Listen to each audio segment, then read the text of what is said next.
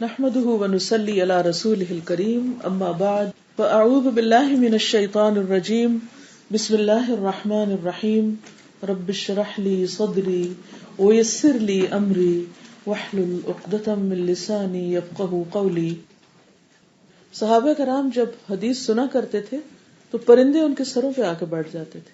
اگر ہم اتنی خاموشی نہیں کر سکتے تو ایٹ لیسٹ موومنٹ نہیں کریں, تب یہ علم اندر جذب ہوگا, ورنہ یہ صرف انفارمیشن ہوگی اور وہ انفارمیشن تو آپ کے پاس شاید پہلے بھی ہو. الحدیث الثالث, حدیث نہیں کہنا, ہا ہے. الحدیث الثالث, بنی الاسلام علی خمس, عن ابی عبد الرحمن, عن ابی عبد الرحمن, عبد الرحمن بھی نہیں ہے, عبد الرحمن, عبد اللہ ابن عمر ابن الخطاب رضی اللہ عنہما قال سمعت رسول اللہ صلی اللہ علیہ وسلم یقول بنی الاسلام علی خمس شہادت ان لا الہ الا اللہ وان محمدا رسول اللہ واقام الصلاۃ وایتاء الزکاۃ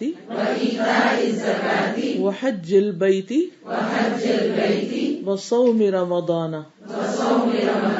رواہ البخاری ومسلم. لفظی ترجمہ.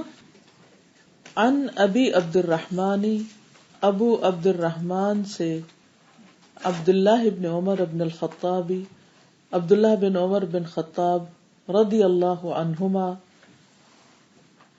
اللہ ان دونوں سے راضی ہو جائے. قال,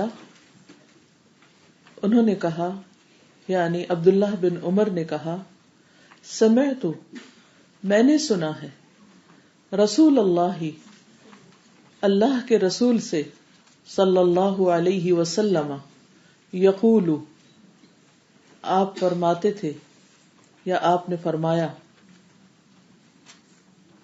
بنیا, بنیاد رکھی گئی, الاسلام, اسلام کی, علی, اوپر, خمسن, 5 چیزوں کی, شہادتی, گواہی دینا, ان, یہ کہ, لا الہ, نہیں کوئی الہ, الا اللہ, مگر اللہ, وان, اور بے شک, محمدن, محمد, رسول اللہ, اللہ کے رسول ہیں, و, اور, اقامی, قائم کرنا, الصلاۃ, نماز کا, و ایتائی, اور ادا کرنا, الزکاۃ, زکوٰۃ کا, و حج البیت, اور حج کرنا بیت اللہ کا, و صومی, اور روزہ رکھنا, رمضان, رمضان کا.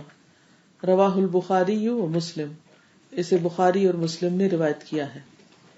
عبداللہ بن عمر رضی اللہ عنہما سے روایت ہے کہ رسول اللہ صلی اللہ علیہ وسلم نے فرمایا, اسلام کی بنیاد 5 چیزوں پر قائم کی گئی ہے. اول, گواہی دینا کہ اللہ کے سوا کوئی معبود نہیں, اور یقیناً محمد صلی اللہ علیہ وسلم اللہ کے رسول ہیں, اور نماز قائم کرنا, اور زکوٰۃ ادا کرنا, اور حج کرنا, اور رمضان کے روزے رکھنا. اسے بخاری اور مسلم نے روایت کیا ہے. امام نووی نے اس حدیث کو جبریل والی حدیث کے بعد وارد کیا ہے, جو ان 5 ارکان پر مشتمل ہے. اسی وجہ سے یہ حدیث بھی ان 5 ارکان کی اہمیت پر مشتمل ہے, یعنی ان دونوں حدیثوں میں باہم یہ لنک ہے, اور یہ وہ بنیادیں ہیں جن پر اسلام کی عمارت کھڑی ہے. اور اس حدیث میں جبریل علیہ السلام کی حدیث سے اضافی معنی پایا جاتا ہے, یعنی تھوڑی سی ایکسٹرا چیز بھی ہے. الفاظ کی وضاحت کروں گی. ان ابی عبد الرحمن, ابو عبد الرحمن سے روایت ہے. جس طرح ابو حفص حضرت عمر کی کنیت تھی، اسی طرح ابو عبد الرحمن حضرت عبداللہ بن عمر کی کنیت ہے. اور عبداللہ بن عمر جو ہے یہ اسم علم ہے، ابو عبد الرحمن کنیت ہے. عربوں کے ہاں نام کے علاوہ کنیت بھی رکھی جاتی تھی جو ابو یا یا اخ یا یا خال وغیرہ سے شروع ہوتی، جیسے عورتوں کے لیے فلان، جیسے ہشام، مردوں کے لیے جیسے ابو حفص. تو مذکر اور مؤنث میں فرق ہوتا ہے. اسی طرح بعض اوقات اخ سے بھی شروع ہوتی ہے کنیت، یعنی کا معنی ہوتا ہے ماں، اب کا ہوتا ہے باپ، اور اخ کا معنی ہوتا ہے بھائی. تو کبھی کبھی کنیت اخ سے بھی شروع ہوتی، اخو فلان، عمو فلان، اور اسی طرح. اور اسم علم وہ ہوتا ہے جو کسی بندے کا ذاتی نام ہوتا ہے، جیسے عبداللہ بن عمر. رضی اللہ عنہما، عنہ اور عنہما میں کیا فرق ہے؟ عنہ ایک کے لیے، عنہما دو کے لیے. اگر دونوں صحابی ہوں تو عنہما کہیں گے، لیکن اگر بیٹا مسلمان ہے جو روایت کر رہا ہے اور باپ مسلم نہیں تو بھی عنہ کہیں گے. یعنی یہ اس لیے عنہما نہیں آیا کہ باپ بیٹے دونوں کی بات ہو رہی ہے، عبداللہ بن عمر کی بات ہو رہی ہے. یہ اس لیے آیا ہے کہ عبداللہ بھی مسلمان تھے اور عمر بھی مسلمان تھے. عبداللہ بن عمر کے لیے ان کی کنیت کیا ہے؟ ان کا شناختی نام ہے، ٹھیک ہے، ان کی آئی ڈی ہے. تو حدیث کے الفاظ آپ دیکھیے. عبداللہ بن عمر کہتے ہیں سمعت، میں نے سنا، میں نے سنا، میں نے خود سنا. کبھی آپ دیکھیں گے کہ حدیث میں آئے گا قال النبی صلی اللہ علیہ وسلم، نبی صلی اللہ علیہ وسلم نے فرمایا. مثلاً کس حدیث میں آیا؟ پیچھے آپ دیکھیے. پہلی حدیث میں ہے عمر رضی اللہ تعالیٰ عنہ کہتے ہیں قال سمعت رسول اللہ صلی اللہ علیہ وسلم. پھر حدیث جبریل میں کس طرح آیا ہے؟ اس میں تو صرف ایک واقعے کی ڈسکرپشن آ رہی، لیکن آگے جا کر آپ دیکھیں گے. مثلاً حدیث نمبر 4 کو آپ دیکھیے، اگلی حدیث کو. اس میں عبداللہ بن مسعود کہتے ہیں قال حدثنا رسول اللہ، ہم سے رسول اللہ صلی اللہ علیہ وسلم نے بیان کیا ہے. کبھی آتا ہے اخبرنا، کبھی صرف آتا ہے عن. تو یہ حدیث کو روایت کرنے کے مختلف صیغے ہیں، طریقے ہیں، اور ان سب میں فرق ہے. اور جس طریقے سے صحابی نے نبی صلی اللہ علیہ وسلم سے لیا ہوتا ہے، اکیلے لیا یا اکٹھے سنا، تو اس موڈ کو بیان کر دیا جاتا ہے. تو یہاں پر کیا ہے؟ سمعت رسول اللہ صلی اللہ علیہ وسلم، میں نے رسول اللہ صلی اللہ علیہ وسلم سے سنا. یہ کتنی بڑی سعادت کی بات ہے. آج ہم یہ نہیں کہہ سکتے، لیکن وہ لوگ خوش قسمت تھے جنہیں خود اپنے کانوں سے رسول اللہ صلی اللہ علیہ وسلم کی باتیں سننے کا موقع ملا. یقول، آپ فرماتے، بنی الاسلام، بنیاد رکھی گئی اسلام کی. ایک ہوتا بنا اور ایک ہے بنیا، دونوں میں فرق کیا ہے؟ بنا ہے معروف کا صیغہ اور بنیا ہے مجہول. بنا جب معروف ہے تو فاعل کا پتہ ہے کس نے بنایا، لیکن بنیا بنایا گیا، بنیاد رکھی گئی، فاعل مینشن نہیں ہے، انڈرسٹوڈ ہے. کس نے بنیاد رکھی؟ کس نے یہ چیز طے کی؟ اللہ سبحانہ وتعالی نے. یہ حکم اللہ کی طرف سے آیا، رسول اللہ صلی اللہ علیہ وسلم نے اس کو بیان کیا. تو بنی الاسلام، اسلام کی بنیاد رکھی گئی، فاؤنڈیشن رکھی گئی، علی خمس، 5 چیزوں پر، 5 پلرز پر. تو یہاں اسلام کو ایک عمارت سے تشبیہ دی گئی ہے، اور اس عمارت کے 5 پلرز ہیں، 5 فاؤنڈیشنز ہیں. آپ یوں سمجھیے. کبھی آپ نے کوئی ہائی رائز بنتے ہوئے دیکھا ہے؟ اس کی جب فاؤنڈیشنز بنا رہے ہوتے ہیں تو نیچے زمین کے کیا کھڑا کرتے ہیں؟ بڑے بڑے پلرز ہوتے ہیں نا. کوئی یاد کرے عمارت بنتے ہوئے، اور پھر انہی پلرز کو کیا کیا جاتا ہے؟ اوپر تک لے جاتے ہیں، اور پھر باقی چیزیں اس کے ساتھ ساتھ دیواریں وغیرہ بنا لیتے ہیں، ونڈوز بناتے ہیں، دروازے لگاتے ہیں، وہ باقی سب چیزیں لگ جاتی ہیں. لیکن کسی بھی بلڈنگ کے اندر اصل چیز کیا ہوتی ہے؟ اس کی فاؤنڈیشن. اگر فاؤنڈیشن نہ ہو تو اس اوپر کی بلڈنگ جو ہے وہ ڈھہ جاتی ہے. تو یہاں پر کیا بتایا جا رہا ہے کہ بنی الاسلام، اسلام کی بنیاد رکھی گئی، اور بنیاد رکھی ہے اللہ سبحانہ و تعالی نے، اور کیونکہ ہمارا یہ دین اللہ کی طرف سے آیا ہے، ان الدین عند اللہ الاسلام، تو اس لیے یہ اللہ سبحانہ و تعالی کی طرف اس کی نسبت ہے. پھر آپ دیکھیے کہ علی خمس، 5 چیزوں پر، اور اس میں سب سے پہلے ہے شہادت اللہ الہ الا اللہ وان محمد الرسول اللہ، اس بات کی گواہی کہ اللہ کے سوا کوئی معبود نہیں اور محمد صلی اللہ علیہ وسلم اللہ کے رسول ہیں. ان دونوں پر پیچھے حدیث جبریل میں بات ہو چکی ہے. سب سے پہلے میرا سوال یہ ہے کہ گواہی کون دیتا ہے؟ جو جانتا ہو، ٹھیک ہے نا، جس کے پاس علم ہو وہ گواہی دے سکتا ہے، اور یقینی علم ہو. اگر کسی کو شک ہے اور وہ گواہی دینے کھڑا ہو گیا تو کیا اس کی گواہی قبول ہوگی؟ مثلا کسی شخص نے دوسرے کو قتل کیا، اب ایک شخص دیکھ رہا تھا، اب اسے عدالت بلاتی ہے کہ گواہی دو، تو وہ شیکی ہے اور وہ کہتا ہے میرا خیال ہے کہ اس نے ہی اس کو مارا تھا، مجھے پوری طرح یاد تو نہیں لیکن یہی لگتا ہے، ہاں ایسا ہی ہے کچھ. تو کیا یہ گواہی قبول ہوگی؟ یہ گواہی نہیں قبول ہوگی، یہ ایکسپٹیبل نہیں ہے. تو گواہی کے لیے یقینی علم ضروری ہے، اور اس کے لیے علم کا سیکھنا اور بار بار اس کو دہرانا ضروری ہے، تاکہ پھر وہ اچھی طرح ذہن میں راسخ ہو جائے. اسی لیے جو راسخون فی العلم ہے ان کا ذکر اللہ سبحانہ تعالیٰ کی گواہی کے ساتھ کیا گیا ہے. آپ میں سے کسی کو وہ آیت یاد ہے سورۃ آل عمران کی؟ آیت نمبر 7 ہے سورۃ آل عمران، ٹھیک ہے. وَمَا يَعْلَمُ تَأْوِيلَهُ إِلَّا اللَّهُ وَالرَّاسِخُونَ فِي الْعِلْمِ، کہ اس کی تعویل نہیں جانتا مگر اللہ اور راسخون فی العلم. یقولون آمنا بہ، وہ کہتے ہیں کہ ہم اس پر ایمان لائے. تو جب یقینی علم ہوتا ہے تو پھر اس پر حقیقی معنوں میں انسان کا ایمان، اعتماد اور توکل بڑھتا ہے. پھر انسان کا ایکشن شروع ہوتا ہے، پھر عمل شروع ہوتا ہے. اور اگر علم یقینی نہ ہو کسی چیز کے بارے میں تو انسان کے عمل میں کوئی تبدیلی نہیں آتی.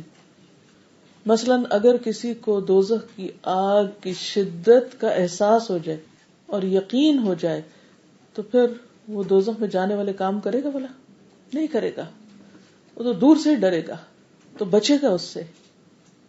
اس لیے بہت ضروری ہے کہ ہم سب اس بات کا لحاظ رکھیں اور اس بات پر سوچیں کہ کیا واقعی جو گواہی ہم دے رہے ہیں وہ علم یقینی پر مبنی ہے اور ہمارا اس پر دل ٹھکا ہوا ہے، یا بس ایسے ہی شیکی سے ہے. کیونکہ صبح ہم نے حدیث جبریل میں ایمان کے اوپر پڑھا، اللہ پر ایمان، ملائکہ پر ایمان، رسولوں پر، کتابوں پر، آخرت پر اور تقدیر پر. اور آخرت پر جب ہم نے پڑھا تھا تو اس میں کیا چیزیں شامل تھی کہ آخرت سے متعلق جو کچھ بھی ہے، خواہ وہ قبر کی زندگی ہے، خواہ وہ حشر کا میدان ہے، خواہ جنت ہے یا جہنم ہے اور جہنم کے اندر کی جو سزائیں ہیں، ان سب چیزوں پر یقین ہو. اتنا جتنا آپ کو یہ یقین ہے کہ آپ کے ہاتھ میں 5 انگلیاں ہیں. اور اگر یہ یقین نہیں ہوگا تو پھر اگر آپ کو یہ ہو پتہ نہیں میری 4 ہیں یا 5 ہیں، تو اس کا نتیجہ کیا ہوگا؟ پھر آپ نے اگر کوئی کام شروع کرنا ہوا جس کے لیے 5 انگلیاں چاہیے تو آپ نہیں شروع کر سکیں گے. لیکن جب آپ کو یہ پتا ہو کہ 5 انگلیاں، تو پھر آپ کہیں گے میں کر سکتا ہوں، یا میرے اندر اس چیز کی طاقت ہے. تو بہرحال اس بات کی گواہی کہ اللہ کے سوا کوئی معبود نہیں، جب یہ یقین ہوگا تو پھر ہماری دعائیں، ہماری آہیں، پکاریں، ہر چیز اللہ کے لیے ہو جائے گی، ہماری نیت بھی اللہ کے لیے خالص ہو جائے گی. اور جب ہم گواہی دیں گے کہ محمد صلی اللہ علیہ وسلم اللہ کے رسول ہیں اور جو کچھ وہ دے رہے ہیں وہ اللہ کی طرف سے ہے، تو پھر ہمارا عمل کیا ہوگا؟ ما آتاکم الرسول فخذوہ، پورا پورا لے لیں گے، کوئی شک نہیں ہوگا ہمیں، کیونکہ ہمیں یہ معلوم ہوگا کہ یہ اللہ ہی کی اطاعت ہے. دراصل اس کے لیے اللہ تعالیٰ نے حضور صلی اللہ علیہ وسلم کو یہ پیغام دے کر بھیجا ہے، میسج کیری کرنے والا بنا کے بھیجا ہے. اور وہ اللہ کی طرف سے لائے ہیں اور اللہ کے حکم پر ہمیں دے رہے ہیں، اس لیے ہم اس کو لے لیں. اگر ہم نے نہیں لیا، اللہ کے پیغامبر، اللہ کے میسنجر، اللہ سبحانہ و تعالیٰ کے ایمبیسڈر کی بات اگر ہم نے نہیں مانی تو یہ تو ٹربل ہو جائے گی، تو کوئی بڑی مشکل ہو جائے گی. پھر سنت کے معاملے میں ہمارا رویہ بالکل تبدیل ہو جائے گا، پھر ہم دل و جان سے اس کو قبول کریں گے. اور جب تک یہ یقین نہیں اور ہماری گواہی سچی نہیں تو ہمارا معاملہ شیکی رہے گا. ہم کسی چیز کو مان لیں گے، کسی چیز کو نہیں مانیں گے. پھر آپ دیکھیں یہ بھی ہوتا ہے کہ بہت دفعہ جب نبی صلی اللہ علیہ وسلم کی کوئی بات آتی ہے تو یا حکم آتا ہے تو ہم کہتے ہیں اچھا یہ واجب ہے یا مستحب ہے، فرض ہے، کرنا ہے یا نہیں. کیا کبھی صحابہ کرام نے بھی ایسا پوچھا تھا کہ یہ کرنا ہے کہ نہیں کرنا؟ بس کہہ دیا ہے کرنا ہی کرنا ہے، اس میں بہانے کی بات ہی نہیں. تو اس لیے بہت ضروری ہے کہ ہم سب جو گواہی دے رہے ہیں وہ حقیقت پر مبنی ہو، یقینی بات ہو اور دل و جان سے دیں، تب ہماری فاؤنڈیشن مضبوط ہوگی. اور اگر نہیں تو پھر عمارت لرزتی ہے، ڈھیلی ڈھالی ہے، اسلام کچا پکا ہے، ادھارا ہے، اپنا نہیں. ٹھیک ہے نا؟ پھر دوسروں کے سہارے پہ کھڑے ہیں، وہ کیا کہتے ہیں. اگر وہ کہتے ہیں تو ہم بھی کہہ دیتے ہیں. ہمارے ماں باپ کہتے تھے لا الہ الا اللہ تو ہم بھی لا الہ الا اللہ کہہ دیتے ہیں. بہت سے لوگ کہتے ہیں نا کہ بچے مانتے نہیں، اس لیے کہ بچوں کے پاس وہ یقینی علم نہیں ہے. تو جب آپ ان کو یقین دیں گے تو انشاءاللہ وہ ہر چیز لینے کو تیار ہو جائیں گے، بلکہ آپ سے بھی زیادہ بہتر لیں گے اور سنجیدگی کے ساتھ لیں گے. تو فاؤنڈیشنز میں کام کریں، بنیادوں میں کام کریں. ہم صرف اوپر اوپر سے سنوارنے میں لگے رہتے ہیں. تو اس پر ہم پیچھے چونکہ تفصیل سے بات کر چکے ہیں، صرف اس حصے کو تھوڑا سا مزید ایلیبوریٹ کرنا مقصود تھا اور اس کے ساتھ ہی ہم پھر آگے چلیں گے. تو بنی الاسلام علی خمس، شہادت اللہ الہ الا اللہ وان محمدا رسول اللہ واقام الصلاۃ وایتاء الزکاۃ وحج البیت وصوم رمضان. اب یہاں پر آپ دیکھیے کہ اس حدیث میں حج کو روزوں سے پہلے بیان کر دیا گیا. نوٹ کیا آپ نے؟ اصل بات یہ ہے کہ یہ صرف ذکری ترتیب ہے، ذکر کرنے کی.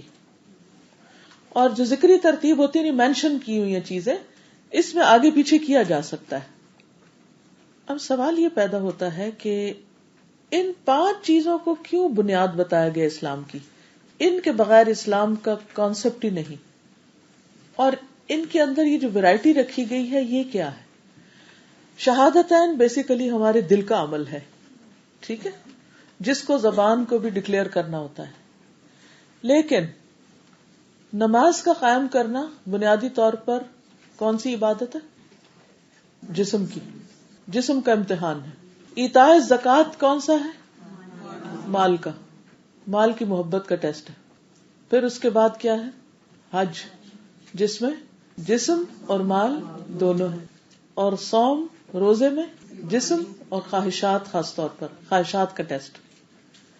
تو یہ جتنی بھی چیزیں ہیں یہ دراصل انسان کے امتحان کے لیے ہیں. وہ چیزیں جو انسان کو دی گئی نعمتیں، جو انسان کو بڑی محبوب ہیں، جن میں انسان کمزور پڑ جاتا ہے، کبھی جان لگانے میں، کبھی مال لگانے میں، کبھی جان اور مال دونوں لگانے میں، اور کبھی خواہشات قربان کرنے میں. کیونکہ روزے میں خاص طور پر ڈیزائرز ہیں، یعنی بھوک، کھانے کی خواہش اور شہوت. تو اللہ سبحانہ تعالیٰ نے انسان کو ان چیزوں سے ٹیسٹ کیا ہے، 5 چیزوں کے ساتھ ٹیسٹ کیا ہے. انسان کے ایمان اور یقین کو، اس کے دل کو اور اس کے ظاہر کو، اور اس کو مال کے ذریعے بھی اور مال اور جان دونوں کے ذریعے اور خواہشات کے ذریعے کہ انسان کرتا کیا ہے. ورنہ ان میں سے کسی بھی چیز کی اللہ سبحانہ تعالیٰ کو ضرورت ہی نہیں. جب ہم نماز پڑھتے ہیں تو اللہ تعالیٰ کو کیا ملتا ہے اس میں سے؟ کوئی فائدہ اس کا بتائیے؟ کچھ بھی نہیں، کچھ بھی نہیں. اگر ہم ہاتھ پاؤں یعنی وضو نہ کریں تو اس کا کیا نقصان ہے؟ ہمارا فائدہ ہی فائدہ ہے، ہم صاف ستھرے ہو جاتے ہیں، میل کچیل دور ہو جاتا ہے. 5 دفعہ جو اپنے آپ کو صاف کرے اس شخص کی چمک دمک کا کیا ٹھکانا. پھر اس کے بعد ہم جو ایکشنز کرتے ہیں نماز کے اندر، ان میں فزیکل باڈی ہماری پوری ایکسرسائز کی حالت میں ہوتی ہے، بلڈ سرکولیشن بہتر ہوتی. اور آپ دیکھیں کہ ہمارے سر کو خون صرف سجدے میں سب سے زیادہ جاتا ہے. اگر ہم سجدہ نہ کریں تو سر کی طرف خون, اور کس طریقے سے, اللہ یہ کہ آپ الٹے ہو کے کھڑے ہو جائیں, جو عام طور پہ ایکسرسائز بتائی جاتی ہیں. یا پھر رات کو سوتے وقت, اور سوتے وقت بھی ہمارا تکیہ ہوتا ہے, کبھی رائٹ ہوتے ہیں, کبھی لیفٹ ہوتے ہیں, کبھی سیدھے ہوتے ہیں, کبھی الٹے ہوتے ہیں. جو خون دماغ میں سپلائی کرتا ہے سجدہ, وہ کوئی اور طریقہ نہیں کر سکتا. تو اللہ تعالیٰ کا کیا فائدہ کہ ہم اپنے دماغ میں خون لے کے جائیں؟ کوئی فائدہ نہیں. پھر اسی طرح ہم نیز زمین پہ رکھتے ہیں, کمر پوری ہماری جھکتی, پورے مورے اسٹریٹ ہوتے ہیں, رائٹ اور لیفٹ ہمارے. نماز میں پھر ہم اپنی گردن کو موڑتے ہیں, کتنی فلیکسیبلٹی آ جاتی سارے جوڑوں کے اندر. پھر اسی طرح ہمیں فل خاموشی اور کنسنٹریشن چاہیے ہوتی. نماز کے علاوہ کون سی چیز ہے جس میں ہم فوکس کر سکتے ہیں؟ کسی چیز میں بھی نہیں کر پاتے. ہر وقت دماغ کہیں نہ کہیں مشغول ہے. نماز میں 5 دفعہ دن میں ایکسرسائز کروائی جاتی ہے فوکس کرنے کی, تو ذہنی ایکسرسائز بھی ہے. دل کے لیے بھی ایک باقاعدہ ایک پورا ٹیسٹ ہے کہ اپنا دل واپس اللہ کی طرف پلٹاؤ. بار بار اللہ کی محبت کا احساس دلایا جاتا ہے اس میں. تو اللہ تعالیٰ کو تو کچھ فائدہ نہیں اس میں. اسی طرح جب زکوٰۃ دی جاتی ہے تو اللہ تعالیٰ کا کیا فائدہ ہے اس میں؟ وہ کس کو پیسے ملتے ہیں؟ غریبوں کو ملتے ہیں. اور جب ہم دیتے ہیں تو ہمیں کیا ملتا ہے؟ ہماری روح کو تسکین ملتی ہے. دے کر جو لطف آتا ہے وہ لے کر کبھی بھی نہیں آتا, کبھی بھی نہیں آتا. ماں باپ بھی دیتے ہیں تو آپ دیکھیں کہ ایک وقت آتا ہے جب بچے ہوتے ہیں ہم, تو پھر بھی اتنی سمجھ نہیں ہوتی, تو ماں باپ سے لیتے ہوئے ایک خوشی سی ہوتی. لیکن جو سمجھ آتی جاتی, جو آپ کے اندر غیرت جاگتی ہے, آپ ٹین ایج میں پہنچتے ہیں, پھر آپ خود کمانے لگتے ہیں, تو شادی ہو جاتی ہے. شادی کے بعد آپ پھر ماں باپ بھی دیتے ہیں تو کیسا لگتا ہے؟ نہیں لینا چاہتے نا, خوشی نہیں ہوتی. ٹھیک ہے لے لیتے ہیں پر دل بوجھل ہی ہوتا ہے. لیکن جب آپ ماں باپ کو دیتے ہیں پھر آپ کا دل کیسا ہوتا ہے؟ خوشی ہوتی ہے نا, اس سے زیادہ جو آپ ماں باپ سے لے رہے ہوتے ہیں.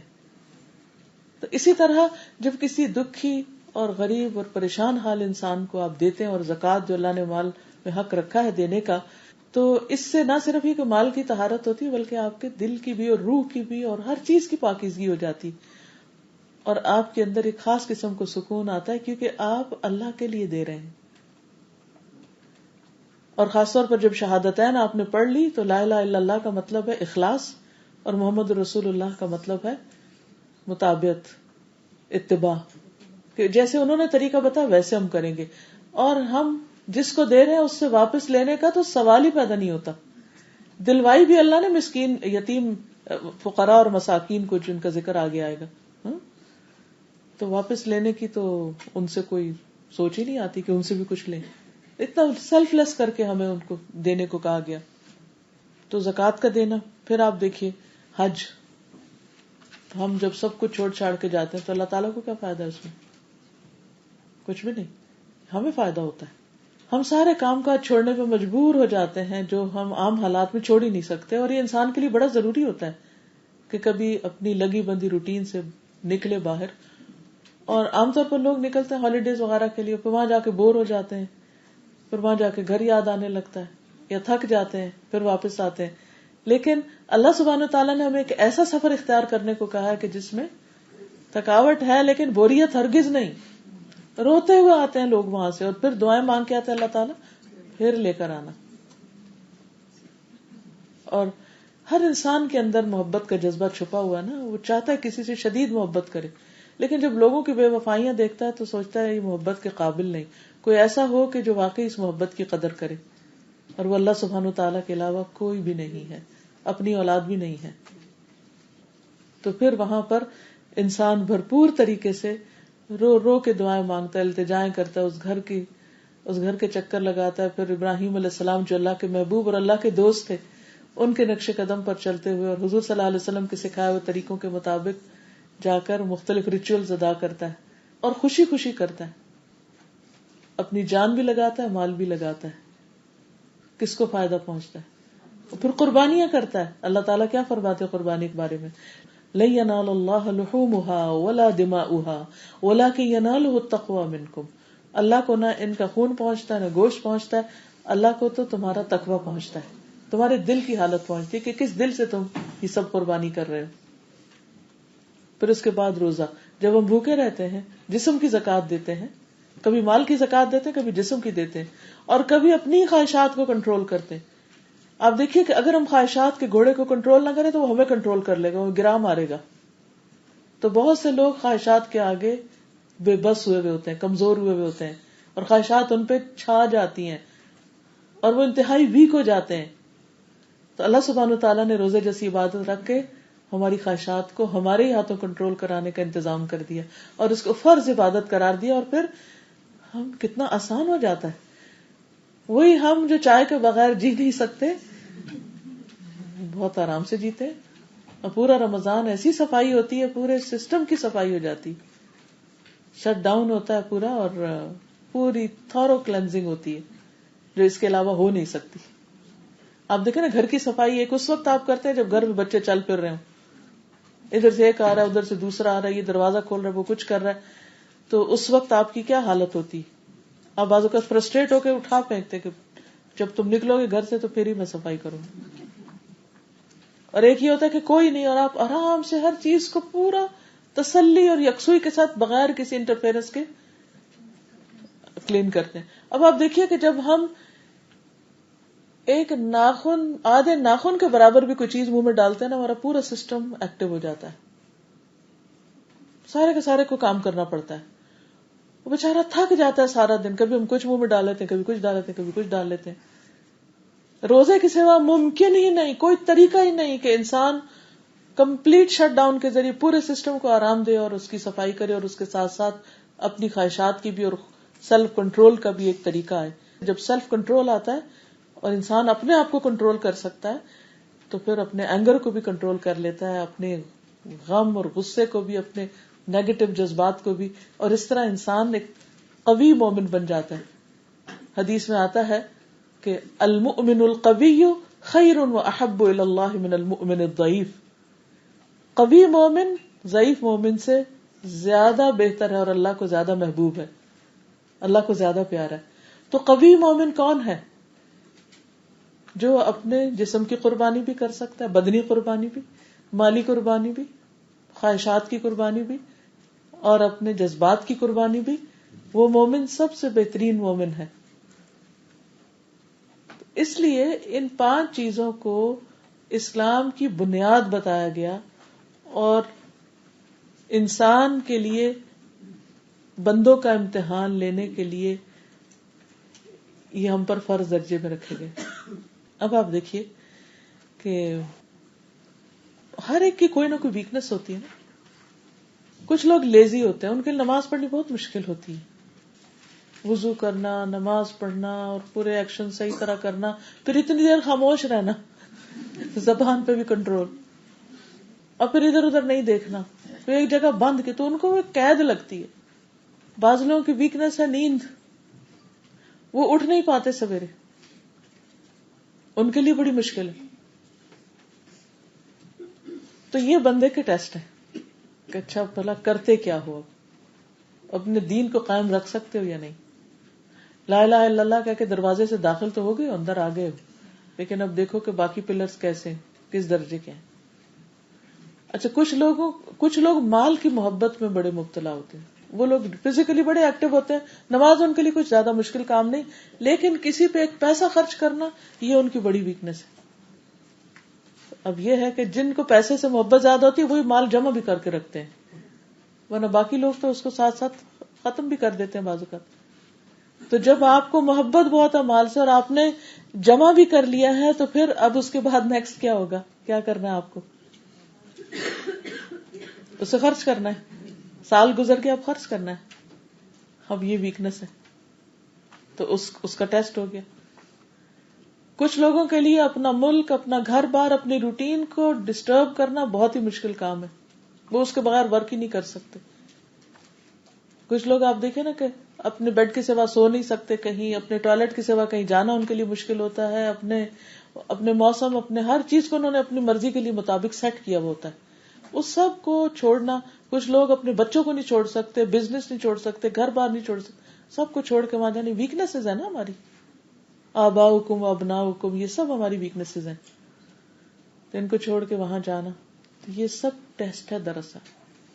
کچھ لوگ کھانے کے اتنے شوقین ہوتے ہیں کہ دن میں کئی میلز کھاتے ہیں، وہ کئی دفعہ ان بٹوین بھی کھاتے رہتے ہیں.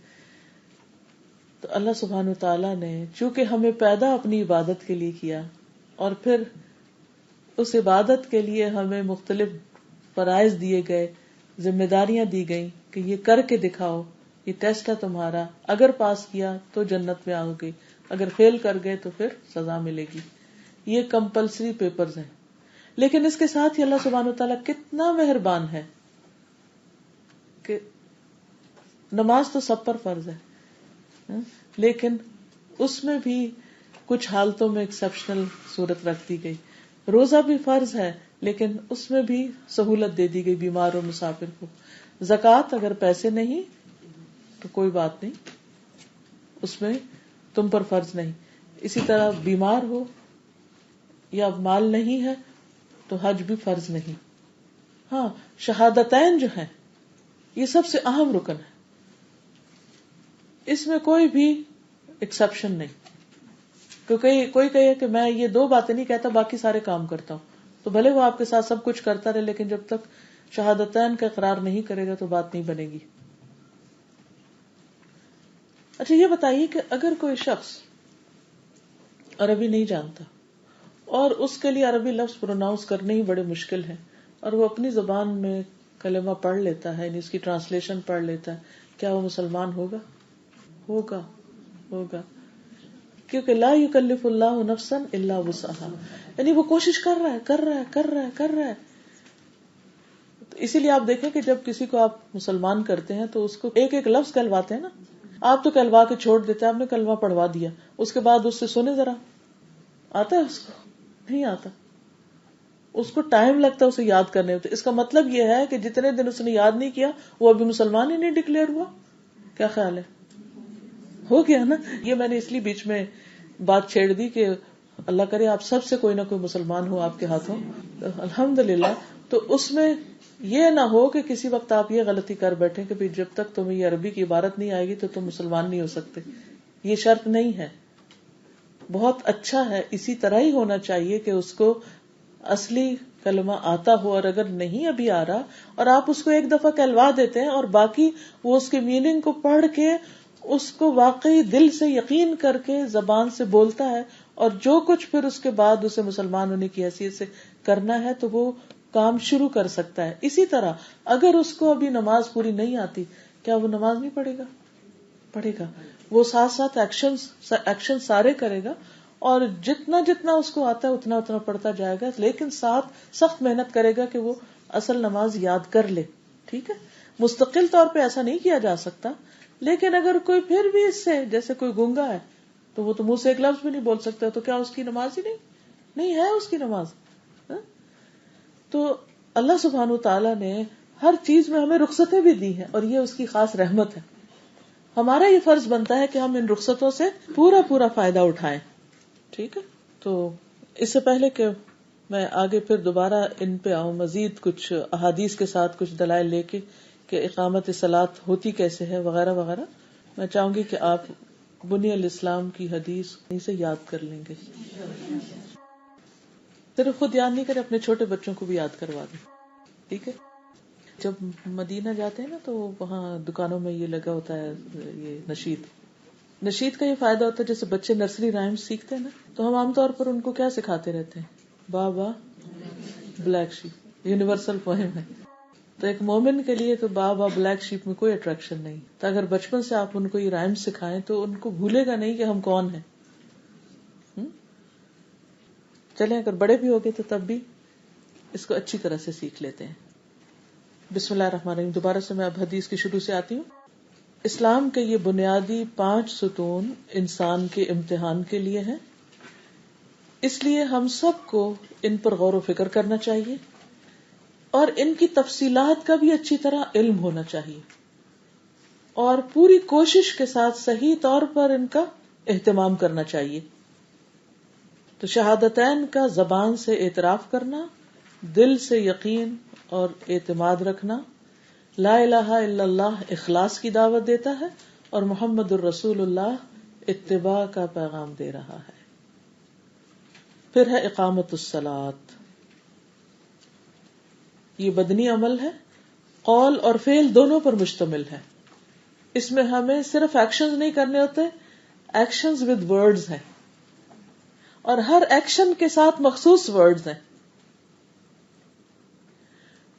باقی کچھ کاموں میں آپ دیکھیے کہ آپ صرف الفاظ بولتے ہیں یا پھر صرف کچھ کر رہے ہوتے ہیں. مثلا رمضان میں روزہ رکھتے ہیں آپ، تو سارا دن آپ کچھ بولتے تو نہیں، الہی کہ جو چاہیں ذکر کریں، اوپن چوائس ہے آپ کے لیے. اسی طرح زکوٰۃ دیتے وقت کوئی خاص مخصوص قسم کا ذکر نہیں ہے. حج کے تلبیہ ہے، اس سے آغاز ہوتا ہے، لیکن ویسے کوئی مخصوص اذکار نہیں ہے. ہر چکر کی جو دعا بنائی ہوئی ہے وہ ہم نے خود ہی بنا لی ہے، کوئی پابندی نہیں، جو چاہیں ذکر کریں آپ. ٹھیک. لیکن نماز ایک مخصوص قسم کی عبادت ہے، یونیک عبادت ہے، جس میں ایکشن اینڈ ورڈز بوتھ، دل اللہ کی طرف متوجہ ہو، زبان بھی ذکر میں ہو اور جوارح بھی لگے ہوئے ہوں. پرفیکٹ عبادت، یعنی اللہ سبحانہ وتعالی کے ساتھ مکمل کنیکشن، دل کا بھی، زبان کا بھی اور جوارح کا بھی. اعمال کی قسمیں بتائی تھی نا، اعمال صالح 3 طرح سے ہوتے ہیں، دل سے، زبان سے اور جسم سے. نماز میں تینوں ہی مصروف ہیں، آپ پورے کے پورے اللہ رب العالمین کے لیے. یہ ایک خاص خصوصیت ہے نماز کی. تو نماز ایک قولی اور بدنی عبادت ہے. اس کو مالی عبادت نہیں کہیں گے کہ اچھا ہمارا جو گھر میں پانی آتا ہے اس کا ہم بل دیتے ہیں تو اس سے ہم پانی خرید کے وضو کر رہے ہیں تو یہ مال بھی لگ رہا ہے، یہ کپڑے جو ہم نے پہنے ہوئے ہیں اس کے پیسے دیے ہوئے ہیں، تو اس بنا پر اس کو مالی عبادت نہیں کہیں گے. ٹھیک ہے، یہ تو آپ آلریڈی پانی استعمال کر رہے ہیں، اگر وضو نہیں بھی کریں گے ویسے بھی ہاتھ منہ دھوئیں گے، تو وہ تو ایک روٹین یا عادت ہے. اصل میں یہ انسان کے بدن کا امتحان ہے بیسیکلی، کیونکہ سارا بدن استعمال ہو رہا ہے نا، دل بھی، زبان بھی، جسم، تو بدنی امتحان ہے، فزیکل ٹیسٹ ہے آپ کا. عام حالات میں بھی ہوتا ہے، لیکن خاص طور پر جب رات کو آپ سو رہے ہوتے ہیں اس وقت نیند چھوڑ کر اٹھنا سب سے اہم امتحان کا وقت ہے. نبی صلی اللہ علیہ وسلم نے فرمایا، السلسلہ صحیحہ کی حدیث نمبر 3478 ہے، اللہ تعالیٰ 3 قسم کے آدمیوں سے محبت کرتا ہے. اللہ تعالیٰ 3 قسم کے آدمیوں سے محبت کرتا ہے. اب آپ فوراً دیکھنا شروع کریں، میں ہوں اس میں. ان پر ہنستا ہے اور ان سے خوش ہوتا ہے. سبحان اللہ، اللہ بندوں پر ہنستا ہے. وہ کون سا کام ہے ایسا کہ اللہ تعالیٰ مجھے دیکھ کر خوش ہو جائے اور مجھ سے محبت کرے. ان میں سے ایک وہ آدمی کہ جس کی بیوی خوبصورت ہو اور اس کے پاس بہترین نرم بستر بھی ہو، لیکن وہ ان دونوں کو چھوڑ کر قیام کرنے کے لیے رات کو کھڑا ہو جاتا ہے. یعنی اپنی انجوائمنٹ، اپنی راحت کو چھوڑ کر اللہ کے حضور کھڑا ہو جاتا ہے. اللہ تعالیٰ خوش ہوتا ہے، اللہ تعالیٰ ایسے بندے سے محبت کرتا ہے، اس پہ ہنستا ہے، اس سے خوش ہوتا ہے، وہ اللہ کا محبوب ہوتا ہے. کہتا ہے میرے بندے نے اپنی شہوت کو ترک کر دیا اور وہ میرا ذکر کر رہا ہے اور مجھ سے سرگوشی کر رہا ہے. اگر یہ چاہتا تو سو بھی سکتا تھا، وہی مزے کرتا رہتا اور نہ اٹھتا. دیکھیے کہ اپنی کسی محبوب ترین ہستی کو چھوڑ کے اٹھنا، اور محبوب نیند کو اور محبوب بستر کو، اور بے فکری، کسی قسم کا کوئی خوف نہیں، ڈر نہیں، اور صرف اللہ کی محبت انسان کو اٹھا دے. تو یہی ہے والذین آمنوا اشد حبا للہ. ایمان والے اللہ سے سب سے زیادہ محبت کرتے ہیں، اپنی بیوی سے، اپنے شوہر سے، یا اپنے بستر سے، اپنی آرام سے، اپنے جسم سے، ہر چیز سے بڑھ کر. اور وہ آدمی جو قافلے سمیت سفر پر ہو، وہ رات کو کچھ حصہ جاگنے اور چلنے کی وجہ سے چور ہو گئے ہوں، یعنی سفر میں کتنی سخت تھکاوٹ ہو جاتی ہے، اور سب سو گئے ہوں، لیکن وہ خوشی اور ناخوشی میں سحری کے وقت اٹھ کھڑا ہو اور نماز پڑھنا شروع کر دے. اس پر بھی اللہ ہنستا ہے. یہ ریئل ٹیسٹ ہوتا ہے کہ جب آپ اٹھنے کے قابل نہ ہو اور پھر آپ اٹھ جائیں اللہ کے حضور کھڑے ہوں. پھر ایتاء الزکوٰۃ آتا ہے، اور یہ انسان کے مال کا امتحان ہے. تیسری اس حدیث میں ذکر نہیں ہوئی، یہاں پر آپ ڈھونڈ کر لائیے. حدیث نمبر 3478 ہے السلسلہ صحیحہ کی. یہ 2 چیزیں نماز سے متعلق تھی، اس لیے انہیں کو ذکر کیا گیا. ایتاء الزکوٰۃ، زکوٰۃ کا ادا کرنا. ایتاء الزکوٰۃ، اس میں جسم کا ٹیسٹ نہیں ہے، یہ مال کا ٹیسٹ ہے. اب اگرچہ زکوٰۃ دینے کے لیے بدنی مشقت بھی ہوتی ہے، مینٹل ایکسرسائز بھی ہوتی ہے، کیونکہ آپ کو ساری کیلکولیشن کرنی پڑتی ہیں، اور اگر میتھمیٹکس کمزور ہو تو اور مشکل ہوتی ہے، کیونکہ ڈر لگا رہتا ہے کہ کہیں کوئی آگے پیچھے نہ ہو جائے کچھ. لیکن یہ زکوٰۃ کی ادائیگی کا حصہ نہیں. زکوٰۃ کی ادائیگی کے لیے مال فقیر تک یا مستحق تک پہنچانے میں آپ کو جو بھی مشقت لگے وہ اس کا حصہ نہیں ہے.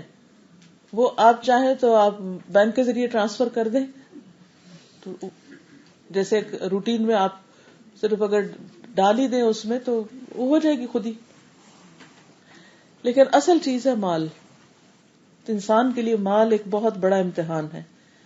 نبی صلی اللہ علیہ وسلم نے فرمایا تھا نا کہ میں اپنی امت کے لیے اس بات کا خوف رکھتا ہوں کہ ان کو مال مل جائے گا اور وہ یعنی کہ پھر بھول جائیں گے اللہ کو. مفہوم ہے جو ایک حدیث اس سلسلے میں بتاتی ہوں. یہ سنن نبی داؤد کی روایت ہے 1585. ابی ابن کعب رضی اللہ عنہ بیان کرتے ہیں کہ رسول اللہ صلی اللہ علیہ وسلم نے مجھے صدقے کا عامل بنا کے بھیجا.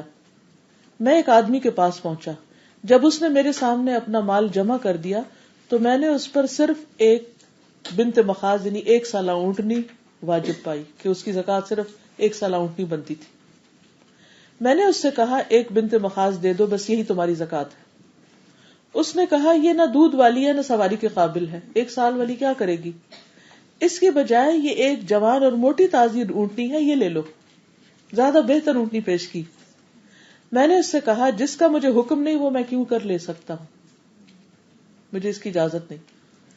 اور اللہ کے رسول صلی اللہ علیہ وسلم تم سے قریب ہی ہیں، اگر چاہو تو خود ان کی خدمت میں چلے جاؤ اور جو کچھ مجھے دے رہے ہو انہیں جا کر پیش کر دو. وہ اگر آپ سے قبول کر لیں تو مجھے بھی قبول ہے، اگر وہ نامنظور کر دیں تو میں بھی قبول نہیں کرتا. یہ بھی آنےسٹی ہے نا. کہنے لگا میں یہی کرتا ہوں. چنانچہ وہ میرے ساتھ چل پڑا. کہنے لگا میں یہی کرتا ہوں، وہ میرے ساتھ چل پڑا اور وہ اونٹنی بھی ساتھ لے گیا جو وہ مجھے دے رہا تھا، حتیٰ کہ ہم رسول اللہ صلی اللہ علیہ وسلم کی خدمت میں پہنچ گئے. اس نے آپ سے کہا اے اللہ کے نبی، آپ کا نمائندہ میرے مال کی زکوٰۃ لینے کے لیے میرے ہاں پہنچا ہے، اور قسم اللہ کی اس سے پہلے نہ تو اللہ کے رسول میرے مال میں تشریف لائے ہیں اور نہ ہی ان کا کوئی نمائندہ. پہلے تو کبھی مجھے پتہ ہی نہیں تھا کہ یہ بھی کرتے ہیں کام. سو میں نے اس کے لیے اپنا مال جمع کیا تو اس نے بتایا کہ میرے مال میں صرف 1 بنت مخاض یعنی 1 سالہ اونٹنی واجب ہے، اور اس عمر کا جانور نہ دودھ دیتا ہے نہ سواری کے قابل ہوتا ہے. تو میں نے ایک شاندار اونٹنی پیش کی لیکن اس نے قبول کرنے سے انکار کر دیا، اس لیے میں خود آپ کی خدمت میں حاضر ہوا ہوں، آپ قبول فرما لیجئے. تو رسول اللہ صلی اللہ علیہ وسلم نے اس سے فرمایا تجھ پر وہی فرض ہے، لیکن اگر تو خوشی سے نیکی کرنا چاہے تو اس کا اللہ تعالیٰ تجھے اجر و ثواب عطا کرے گا، اور ہم تجھ سے یہ قبول کر لیتے ہیں.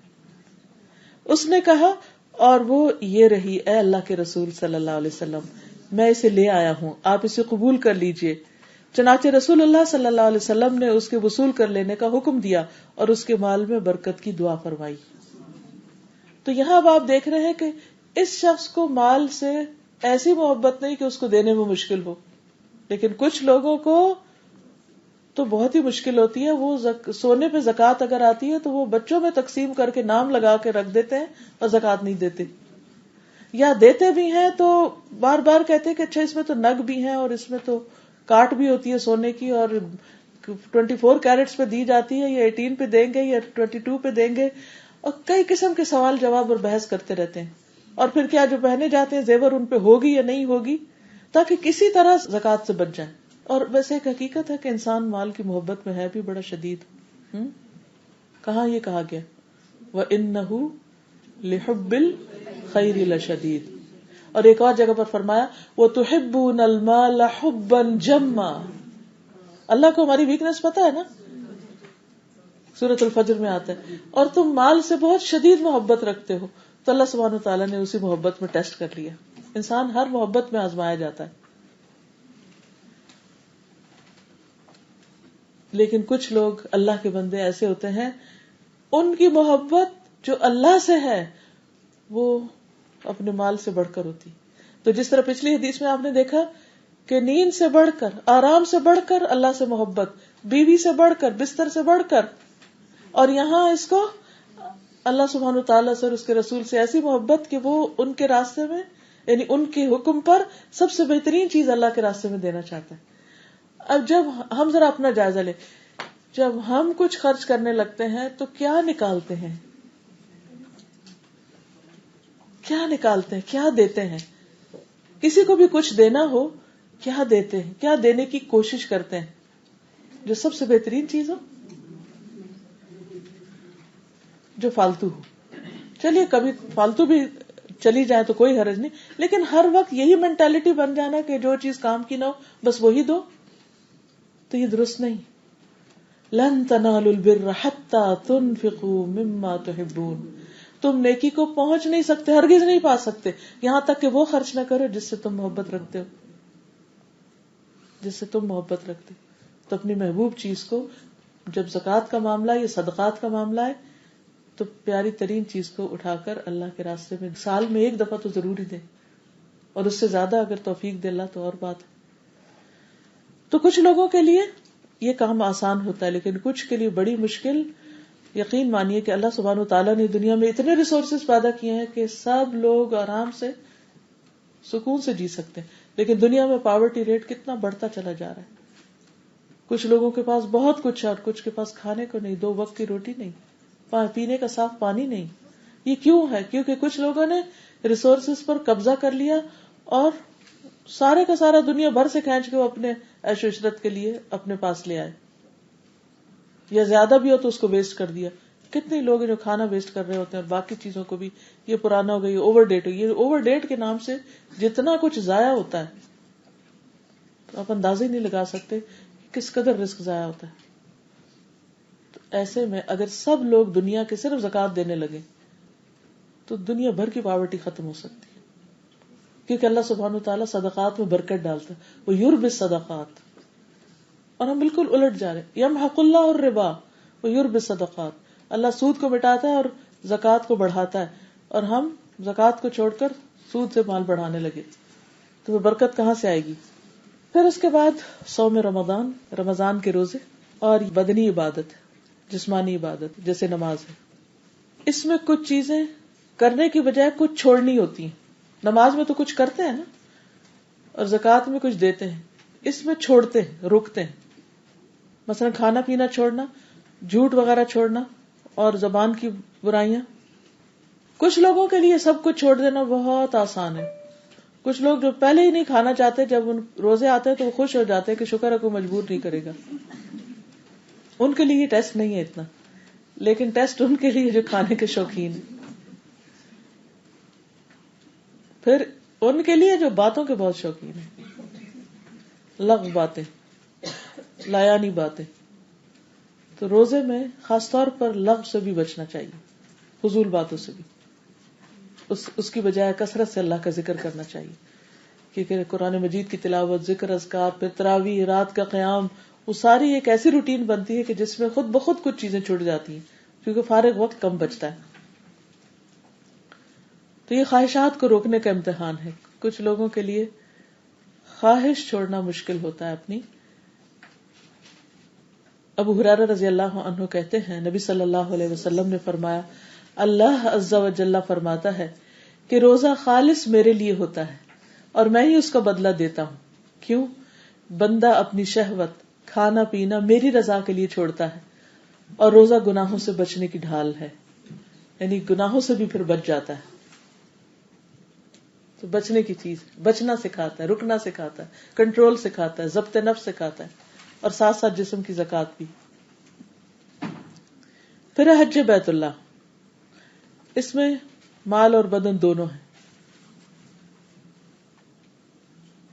اس کے لیے سواری کا اہتمام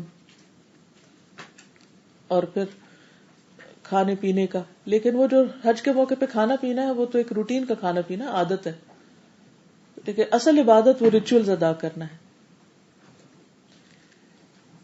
ایک اور بات یاد رکھیے کہ حج میں جو جتنا تھکتا ہے اتنا ہی اس کا اجر پھر زیادہ ہوتا ہے، اور جو جتنا خرچ کرتا ہے اس کا بھی اجر زیادہ ہوتا ہے. لیکن اب بات یہ ہے کہ اگر آپ مہنگا پیکج لیتے ہیں تو مال زیادہ خرچ ہو جاتا ہے، لیکن ویسے بدنی راحت آپ کو کافی مل جاتی ہے. اور اگر آپ سستا پیکج لیتے ہیں تو اس میں دور دور جگہ ملتی ہے، بہت چل چل کے جانا پڑتا ہے، جسم زیادہ تھکتا ہے لیکن مال کم خرچ ہوتا ہے. تو یہ ایک طرح سے بیلنس ہو گیا، کہیں مال زیادہ جا رہا ہے، کہیں جسم زیادہ خرچ ہو رہا ہے. تو دونوں کا ہی ٹیسٹ ہے، لیکن دونوں میں سے ایک ٹیسٹ پھر زیادہ ہو جاتا ہے. رسول اللہ صلی اللہ علیہ وسلم نے حضرت عائشہ سے فرمایا تھا، تمہارے لیے تمہاری تکلیف اور تھکن اور خرچ کے مطابق ثواب ہے. یہ جتنی تکلیف ہوگی حج میں، یہ نہیں کہ جان بوجھ کے تکلیف لو، لیکن تکلیف سے لوگ پریشان بہت ہو جاتے ہیں وہاں، کیونکہ لوگوں کا بھی رش ہوتا ہے، بعض اوقات واش روم نہیں ملتا، اپنی شدید ضروریات کو بھی کنٹرول کرنا پڑتا ہے، بعض اوقات کھانے کو کچھ نہیں ملتا، گرمی شدید ہوتی، پینے کو نہیں ملتا، بعض اوقات بیمار ہو جاتے ہیں، دوا مشکل ہو جاتی ہے، لک آفٹر مشکل ہو جاتا ہے، کئی چیزیں ہوتی ہیں اس میں. تو حج پر جا کر کچھ بھی ہو جائے، بس ایک دفعہ آپ نے تلبیہ پڑھ لی نا، گھر سے جب ارادہ کر لیا تو کیا میں اللہ کے راستے میں ہوں، میں نے ایک لفظ کی شکایت نہیں کرنی، میں نے مجھ سے کچھ بھی نہیں نکالنا. بس جب اللہ کے راستے میں ہو، دیر ہو سویر ہو تاخیر ہو، سڑک پہ بیٹھے ہیں، گاڑی میں بیٹھے ہیں، ہوٹل کے کمرے میں بیٹھے ہیں، میدان میں بیٹھے ہیں، چھاؤں میں دھوپ میں، کچھ بھی بس اللہ کے راستے میں ہے نا.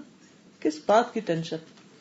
کچھ لوگ ہر بات میں وہاں پینک کریٹ کر دیتے، لیٹ ہو رہے، جلدی ہو رہی، جلدی ہو، ایسا کرو ویسا کرو ایسا. اس سے کیا ہوتا ہے کہ حج کا مزہ خراب ہو جائے. بس ریلیکس اللہ کے راستے میں. سبحان اللہ، ایک قدم جو اٹھائیں گے، ایک ریال جو خرچ کریں گے، ایک لفظ جو منہ سے نکالیں گے، سارے کا سارا وقت ہی عبادت ہے ایک طرح سے. اس لیے کوئی پریشانی کی ضرورت نہیں. کس چیز کی پریشانی؟ ہم اللہ ہی کے راستے پہ، بس ختم.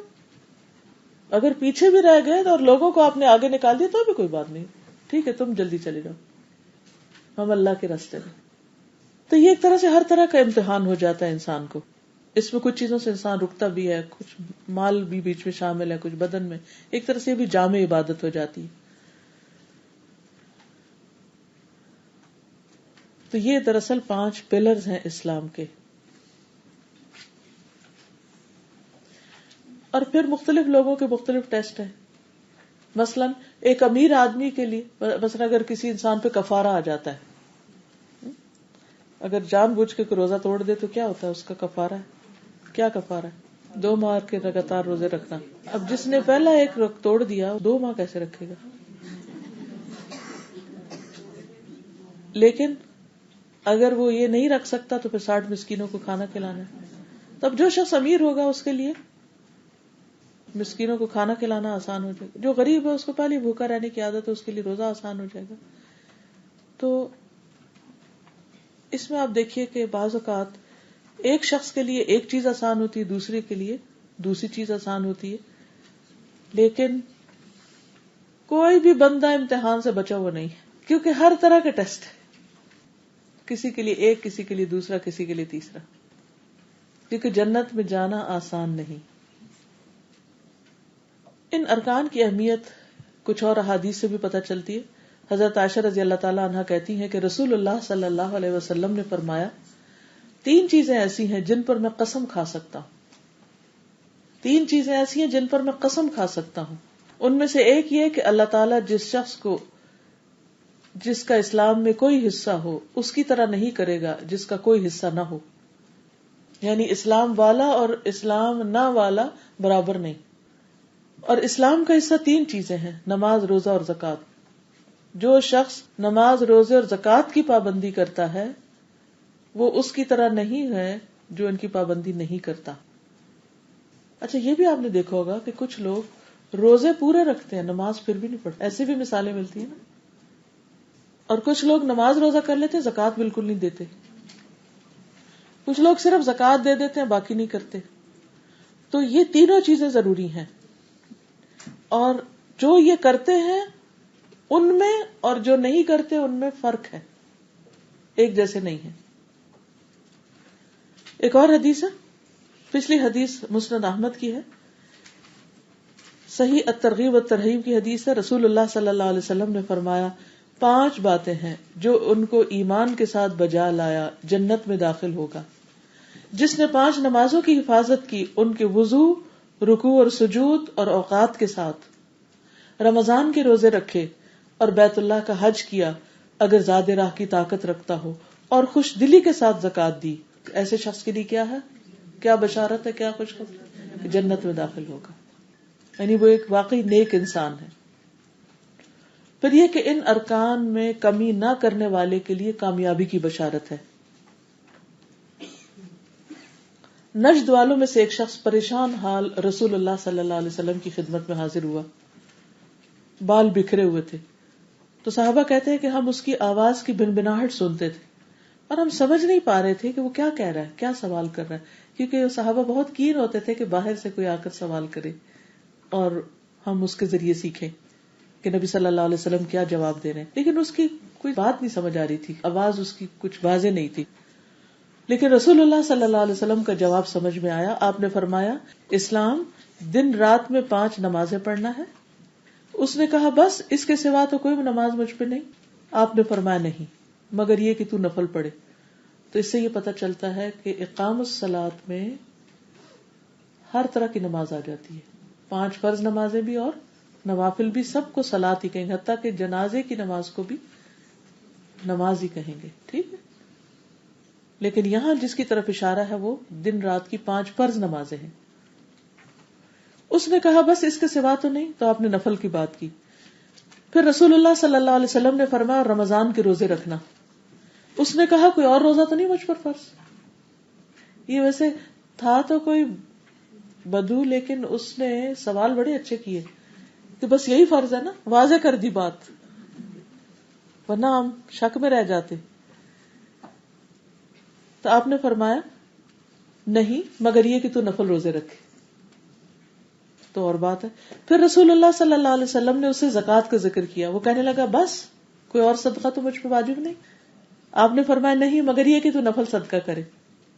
وہ شخص پیٹھ موڑ کر چلا گیا اور یوں کہتا جاتا تھا کہ اللہ کی قسم میں نہ اس سے بڑھاؤں گا نہ گھٹاؤں گا. آپ نے فرمایا, اگر یہ سچا ہے تو کامیاب ہے. اچھا, ان ساری عبادات میں آپ دیکھیں, فرض نماز, نفل نماز, فرض روزے, نفل روزے, فرض زکوٰۃ اور صدقات, فرض حج اور عمرہ. کیونکہ جب انسان کو واقعی کسی کام کی محبت ہو جاتی ہے تو وہ دل چاہتا بار بار کرے. کچھ لوگ ایسے ہوتے ہیں کہ جو صرف فرض پڑھنے پہ اکتفا نہیں کرتے, وہ پوری نماز پڑھتے ہیں, وہ نفل بھی پڑھتے ہیں, ہر نماز کے ساتھ بھی پڑھتے ہیں, الگ بھی پڑھتے ہیں. ان کا دل چاہتا ہے وہ نفل پڑھے, وہ محبت اور شوق کے ساتھ پڑھتے ہیں. کچھ لوگ فرض روزوں کے علاوہ نفل روزی بھی رکھتے ہیں, اور سوموار اور جمعرات کا روزہ, اور ہر مہینے میں 3 روزے رکھنا جو ہے وہ دل کے کینے کو دور کر دیتا ہے, دلوں کی نرمی کا باعث ہوتا ہے. الحمدللہ لیٹلی ہم نے الہدا میں کافی اس کا اہتمام کیا. ماشاءاللہ اب اکثر ایسا ہوتا ہے کہ سوموار کے دن کسی کو کچھ آفر کریں تو کہتے ہیں میں روزے سے ہوں, تھرسڈے کو بھی اسی طرح. یعنی ایک پورا ایک جیسے کہتے ہیں نا کہ ایک ٹرینڈ چل پڑا ہے, اور خوشی خوشی. تو یہ سب محبت کے سودے, کیونکہ محبت ایسی چیز ہے کہ جس کی وجہ سے عمل میں مشکل نہیں ہوتی, انسان خوشی سے پھر کرتا ہے, ایکسٹرا کرنا چاہتا ہے. دیکھیں نا, جب کسی انسان سے محبت ہوتی ہے تو آپ اس کے ساتھ وہ معاملہ نہیں کرتے جو آپ دوسروں کے ساتھ کر رہے ہوتے ہیں, اس کے طرف آپ خود بڑھتے ہیں, ایکسٹرا قدم اٹھاتے ہیں. پھر اسی طرح یہ ہے کہ ایک اور شخص نبی صلی اللہ علیہ وسلم کی خدمت میں حاضر ہوا. وہ بنو قزاع کا تھا, اور عرض کیا, میں گواہی دیتا ہوں کہ اللہ کے سوا کوئی معبود نہیں, اور آپ اللہ کے رسول ہیں. 5 نمازیں پڑھتا ہوں, رمضان کے روزے رکھتا ہوں, اور اس کا قیام بھی کرتا ہوں, یعنی رمضان میں تراویح پڑھتا ہوں, اور زکوٰۃ بھی دیتا ہوں. رسول اللہ صلی اللہ علیہ وسلم نے فرمایا, جو شخص ان اعمال پر فوت ہوا وہ صدیقین اور شہداء میں سے ہے. اتنا بڑا اجر ہے, بس ان فرائض کی پابندی کر لو. اب آپ دیکھیے, کامیابی کی بشارت, جنت کی بشارت, اور صدیقین اور شہداء میں سے ہونے کی بشارت. تو یہ جو 5 ارکان ہیں یہ کوئی معمولی چیز نہیں ہے, یہ بہت اہم چیز ہے, اور لوگوں نے انہیں کو ہلکا کر دیا نگاہوں میں. پھر اسی طرح جنت کے 8 دروازوں سے داخل ہونے کا ذریعہ ہے. نبی صلی اللہ علیہ وسلم نے فرمایا, جو شخص اللہ کی عبادت اس طرح کرے کہ اس کے ساتھ کسی کو شریک نہ ٹھہرائے, نماز قائم کرے, زکوٰۃ ادا کرے, بات سنے اور مانے, تو اللہ تعالیٰ اسے جنت کے 8 دروازوں میں سے داخل ہونے کا اختیار دے دیں گے کہ جیسے سے چاہو داخل ہو جاؤ, یہ تمہارا گھر ہے, تم امتحان میں پاس ہو کے آ گئے. پھر یہ جنت میں پہنچانے والے عمل ہیں. معاذ بن جبل کہتے ہیں, انہوں نے فرمایا کہ میں ایک سفر میں نبی صلی اللہ علیہ وسلم کے ساتھ تھا.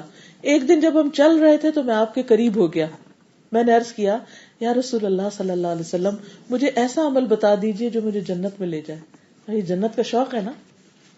اور جہنم سے دور کر دے. آپ نے فرمایا تو انہیں بڑی عظیم بات پوچھی, گریٹ کوشچن, اور جس کے لیے اللہ آسان کر دے اس کے لیے بہت آسان ہے. تو جنت میں پہنچانے والا عمل کیا ہے؟ تو اللہ کی عبادت اس طرح کرے کہ اس کے ساتھ کسی کو شریک نہ کرے.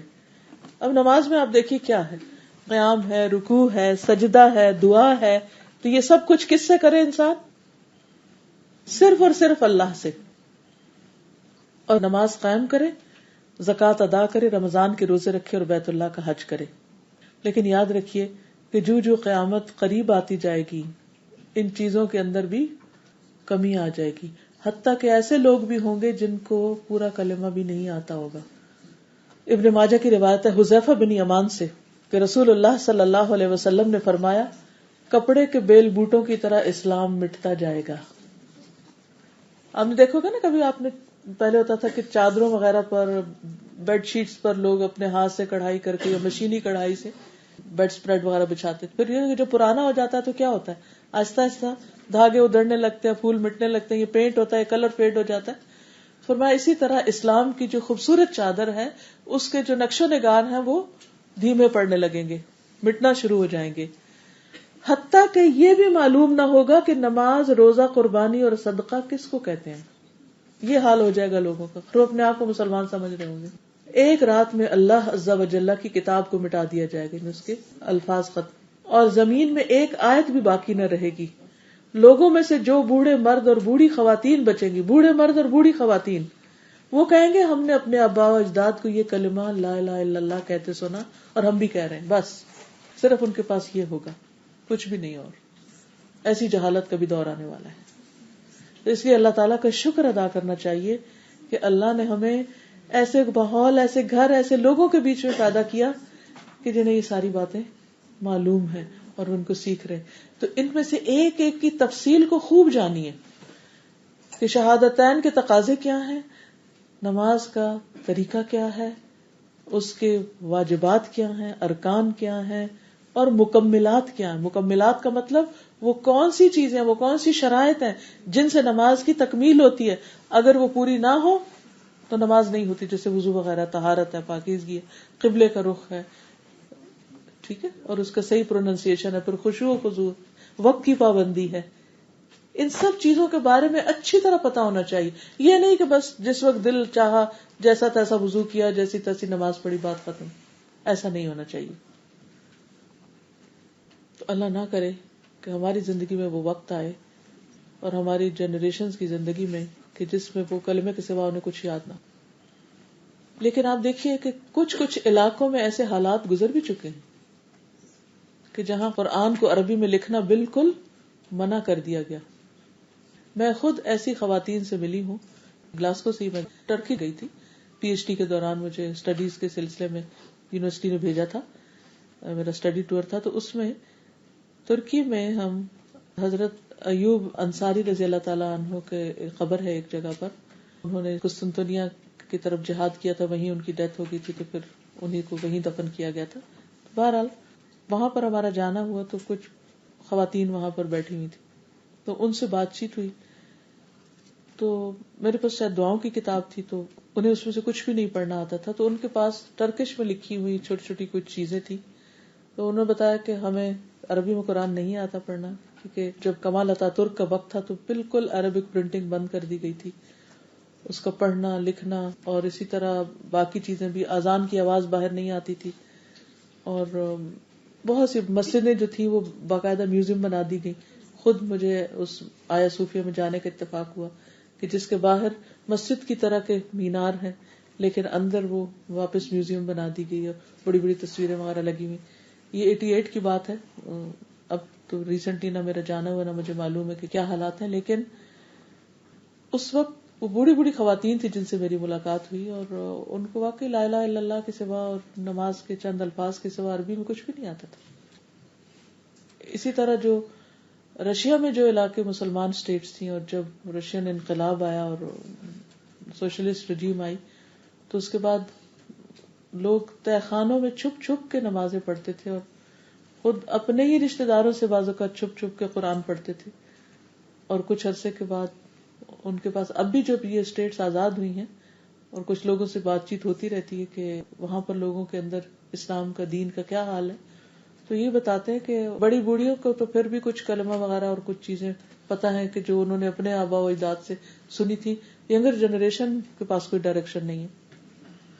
لیکن الحمدللہ بہت سی ایسی تبلیغی جماعتیں اور ایسے لوگ جاتے ہیں اور جا کے سکھا بھی رہے ہیں. کچھ وہاں سے اسٹوڈینٹس مختلف اسلامک یونیورسٹیز وغیرہ میں جا رہے ہیں, اس مسلم اداروں میں جا رہے ہیں کہ جن کو سیکھنے کا موقع ملے. ہمارے پاس بھی پاکستان میں ایک اسٹوڈنٹ تھی الوداع میں, تو اس کے پیرنٹس بھی بائی نیم مسلمان تھے لیکن ایک بھی چیز اسلام والی نہیں تھی.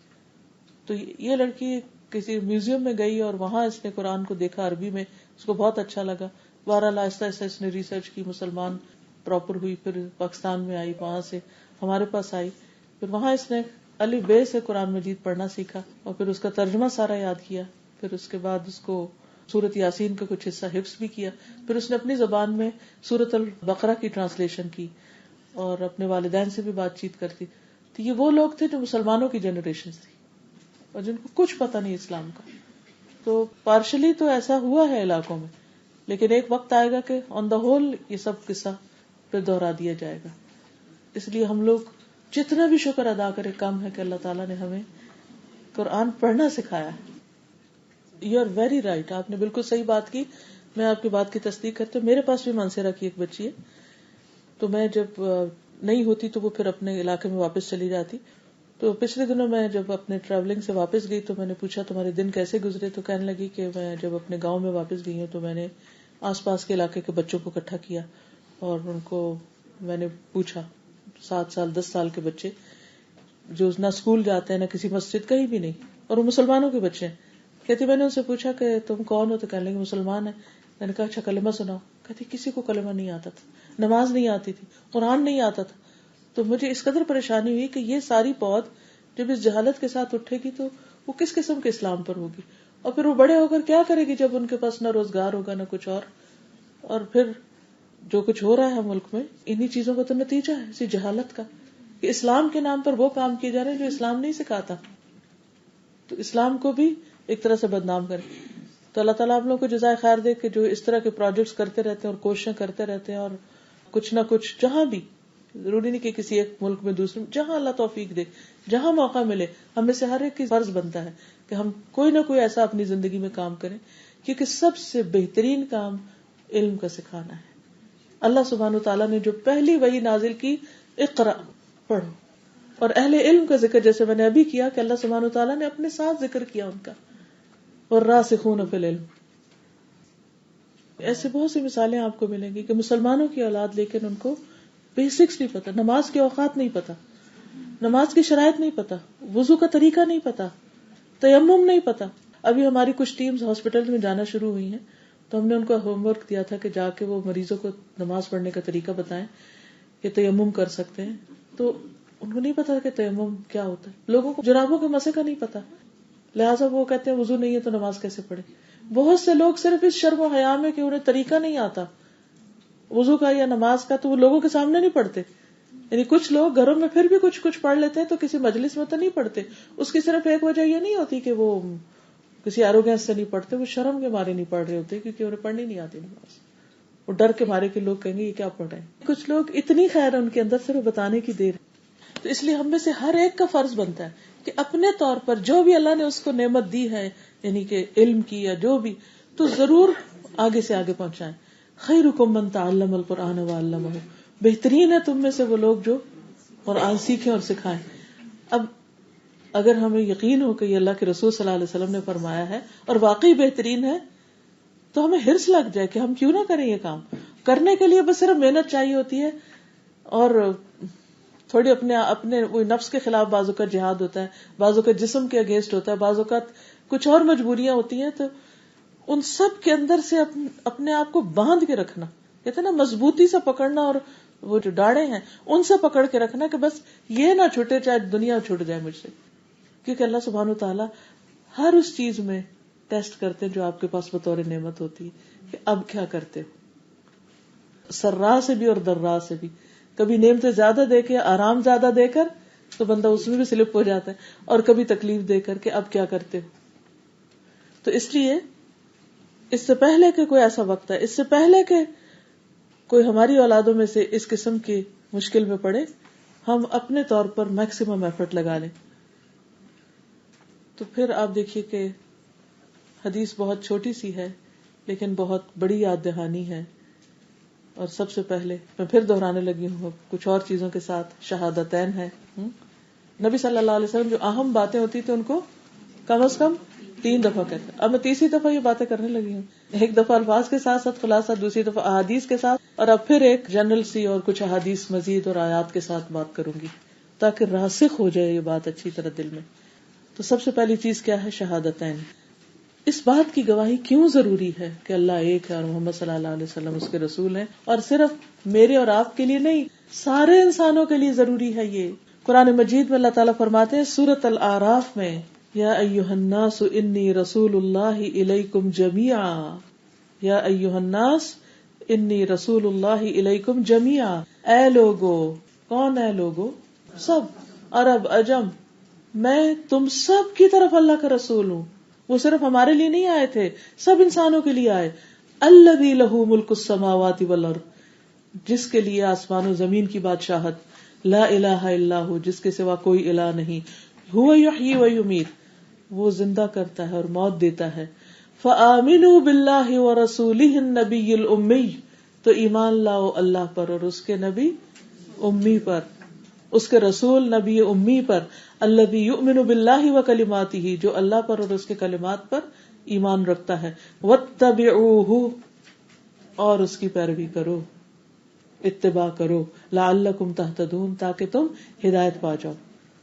تو یہ میسج سب کے لیے ہے، اور کس کی طرف سے ہے؟ اللہ کی طرف سے ہے. اللہ تعالیٰ نے خود حکم دیا آمنوا باللہ ورسولہ النبی الامی، اور پھر واتبعوہ مزید تاکید بھی کر دی. یہ ہوگا تو ہدایت پر ہو. اس کے برعکس سورۃ الفتح آیت 13 میں فرمایا وَمَن لَّمْ يُؤْمِن بِاللَّهِ وَرَسُولِهِ فَإِنَّا أَعْتَدْنَا لِلْكَافِرِينَ سَعِيرًا. جو شخص اللہ اور اس کے رسول پر ایمان نہ لایا، جو نہیں لائے گا، تو یقیناً ہم نے کافروں کے لیے بھڑکتی آگ تیار کر رکھی ہے. آگ تصور میں لائیے آگ. تو ایمان لانا اور نہ لانا برابر نہیں ہے. ایسا نہیں کہ اچھا کچھ لوگ ایمان لے آئے تو ٹھیک ہے اور جو نہیں لائے تو بھی خیر ہے، کوئی بات نہیں. نہیں، اگلا مرحلہ بہت مشکل ہے. اور جو ہی انسان کی آنکھیں بند ہوں گی، قبر میں پہنچے گا، تو پہلا سوال کیا ہوگا؟ رسول اللہ صلی اللہ علیہ وسلم نے فرمایا، صحیح بخاری کی روایت ہے، مسلمان سے جب قبر میں سوال ہوگا تو وہ گواہی دے گا کہ اللہ کے سوا کوئی معبود نہیں، اور یہ کہ محمد صلی اللہ علیہ وسلم اللہ کے رسول ہیں. اللہ تعالیٰ کے ارشاد یثبت اللہ الذین آمنوا بالقول الثابت فی الحیات الدنیا وفی الآخرہ کا یہی مطلب ہے کہ اللہ اس قول ثابت کے ذریعے دنیا اور آخرت میں ایمان والوں کو استقامت دے گا، جما دے گا کہ وہ حق بات کہہ سکے. جیسے وہ دنیا میں کہتے تھے، قبر میں بھی جواب دیں گے جب ان سے وہ 3 سوال پوچھے جائیں گے نا، کیا؟ من ربک، ما دینک، اور پھر حضور صلی اللہ علیہ وسلم کے بارے میں. تو مومن کیا گواہی دے گا؟ اشہد ان لا الہ الا اللہ واشہد ان محمدا رسول اللہ. تو اس سے اس کی بخشش ہو جائے گی، نجات ہو جائے گی اور وہ آرام میں آ جائے گا. تو یہ جب پہلا سوال مرتے ہی پہلا سوال ہوگا تو پھر اس میں کوتاہی کیسے کر سکتے ہیں؟ صرف اپنے لیے نہیں، دوسروں کے لیے بھی حرص رکھنی. دنیا میں بھی جان و مال کی حفاظت کا ذریعہ ہے. رسول اللہ صلی اللہ علیہ وسلم نے فرمایا، مجھے لوگوں سے لڑنے کا اس وقت تک حکم ہے کہ وہ لا الہ الا اللہ کی گواہی دینے لگے جب تک، اور میرے ان احکام پر ایمان لے آئے جو میں اللہ کی طرف سے لایا ہوں. اگر وہ ایسا کر لیں تو مجھ سے اپنی جان و مال محفوظ کر لیں گے. ہاں، حق پر ان کی جان و مال سے تعرض کیا جائے گا، باقی ان کا حساب اللہ کے ذمے ہے. پھر آگ پر حرام کرنے والا رکن ہے، یعنی شہادتین جو ہے. حضرت معاذ بن جبل حضور صلی اللہ علیہ وسلم کے پیچھے سواری پر سوار تھے. آپ نے فرمایا، معاذ، میں نے عرض کیا حاضر ہوں یا رسول اللہ. لبیک یا رسول اللہ. آپ نے دوبارہ فرمایا، معاذ، میں نے عرض کیا لبیک یا رسول اللہ. تیسری بار آپ نے فرمایا، معاذ، میں نے عرض کیا لبیک یا رسول اللہ صلی اللہ علیہ وسلم. اس کے بعد آپ نے فرمایا، جو شخص سچے دل سے اس بات کی گواہی دے کہ اللہ کے سوا کوئی معبود نہیں اور محمد صلی اللہ علیہ وسلم اللہ کے رسول ہیں، اللہ تعالیٰ اس کو دوزخ کی آگ پر حرام کر دیتا ہے. سچے دل سے جو گواہی دے.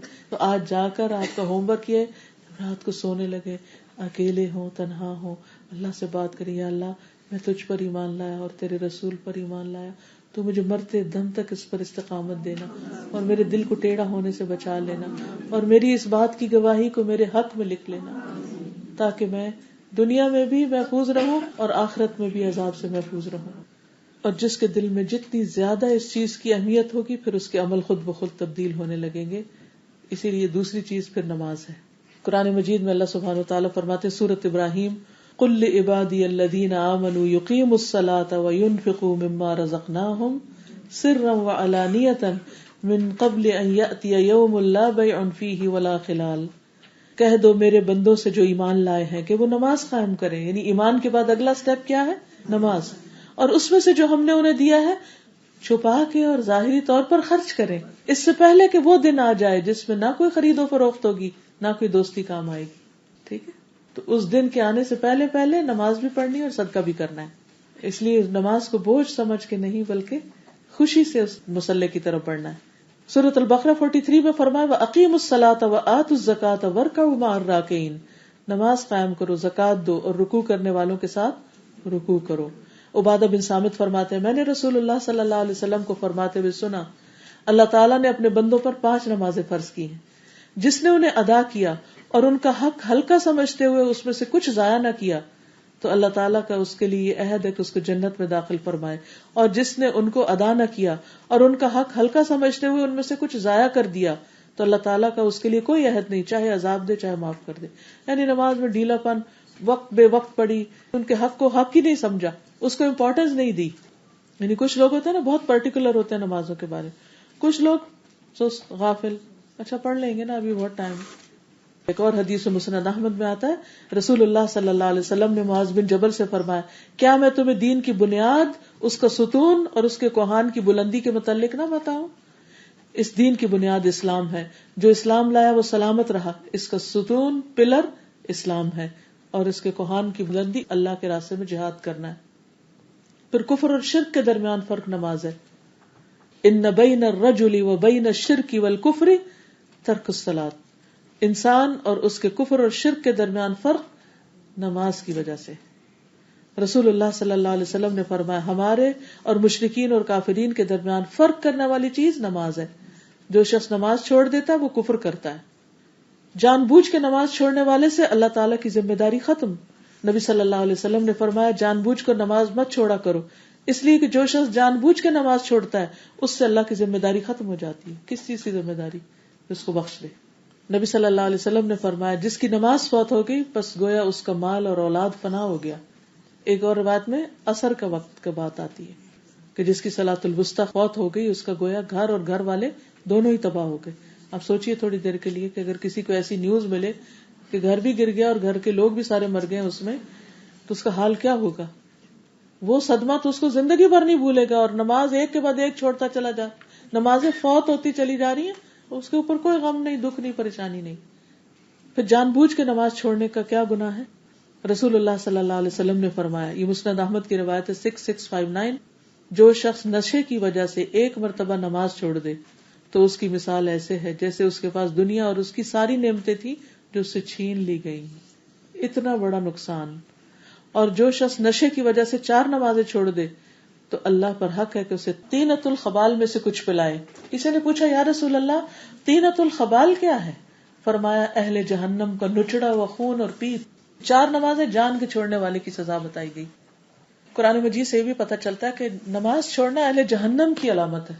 سورۃ المدثر میں آتا ہے نا ما سلککم فی سقر قالوا لم نک من المصلین۔ جب ان سے پوچھا جائے گا کہ تمہیں جہنم میں کیا چیز لے گئی تو وہ کیا کہیں گے؟ ہم نماز نہیں پڑھتے تھے۔ اللہ اکبر۔ سوچیے اپنے ان جاننے والوں کے بارے میں کہ جو اچھے بھلے صحت مند ہو کر نماز کے قریب نہیں جاتے، کہ ان کا کیا حال ہونے والا ہے۔ کتنا ضروری ہے کہ ان کو پیار محبت سے سمجھایا جائے اور توبہ کے لیے کہا جائے، کیونکہ کھیل نہیں، اللہ نے دنیا میں اپنے عبادت کے لیے بھیجا ہمیں، اور اگر ہم وہی نہیں کر رہے تو پھر کیا کیا ہم نے؟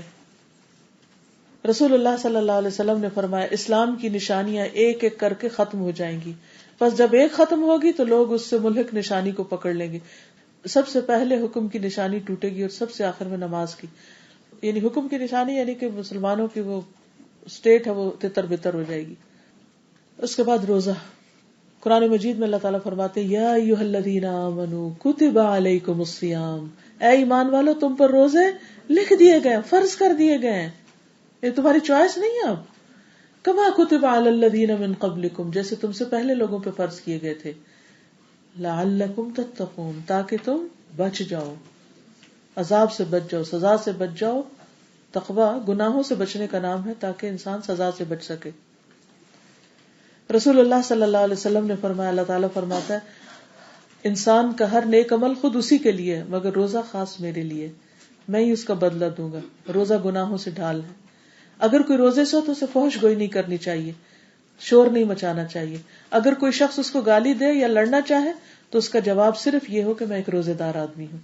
اس ذات کی قسم جس کے ہاتھ میں محمد صلی اللہ علیہ وسلم کی جان ہے، روزے دار کے منہ کی بو اللہ تعالیٰ کے نزدیک مشک کی خوشبو سے بھی زیادہ بہتر ہے. روزے دار کو 2 خوشیاں حاصل ہوتی ہیں، ایک جب وہ افطار کرتا ہے اور دوسرے جب وہ اپنے رب سے ملاقات کرے گا تو اپنے روزے کا ثواب اس وقت اس کو دیا جائے گا جسے پا کے وہ خوش ہو جائے گا. کیونکہ ہم میں سے ہر شخص اللہ سے ملنے والا ہے نا قیامت کے دن. ہمارا تو اس پر بھی یقین نہیں کہ جا کے کھڑے ہونا ہے. الی ربک یومئذ المساق فلا صدق ولا صلی ولکن کذب وتولی. پھر سینے کے کینے کو دور کرنے کا ذریعہ ہے. انسان کے اندر ایک راحت ہو جاتی ہے روزہ رکھ کے. ابن عباس سے روایت ہے، صحیح ترغیب و ترہیب کی روایت ہے 1032 کہ رسول اللہ صلی اللہ علیہ وسلم نے فرمایا صبر کے مہینے کے روزے، ماہ رمضان کے اور ہر مہینے کے 3 روزے رکھنا سینے کے کینے کو دور کر دیتا ہے.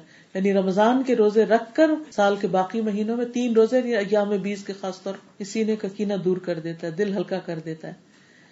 ابو امامہ کہتے ہیں نبی صلی اللہ علیہ وسلم نے فرمایا روزہ ڈھال ہے اور مومن کے قلعوں میں سے ایک قلعہ ہے، یعنی وہ بچ جاتا ہے، محفوظ ہو جاتا ہے اس میں آ کر.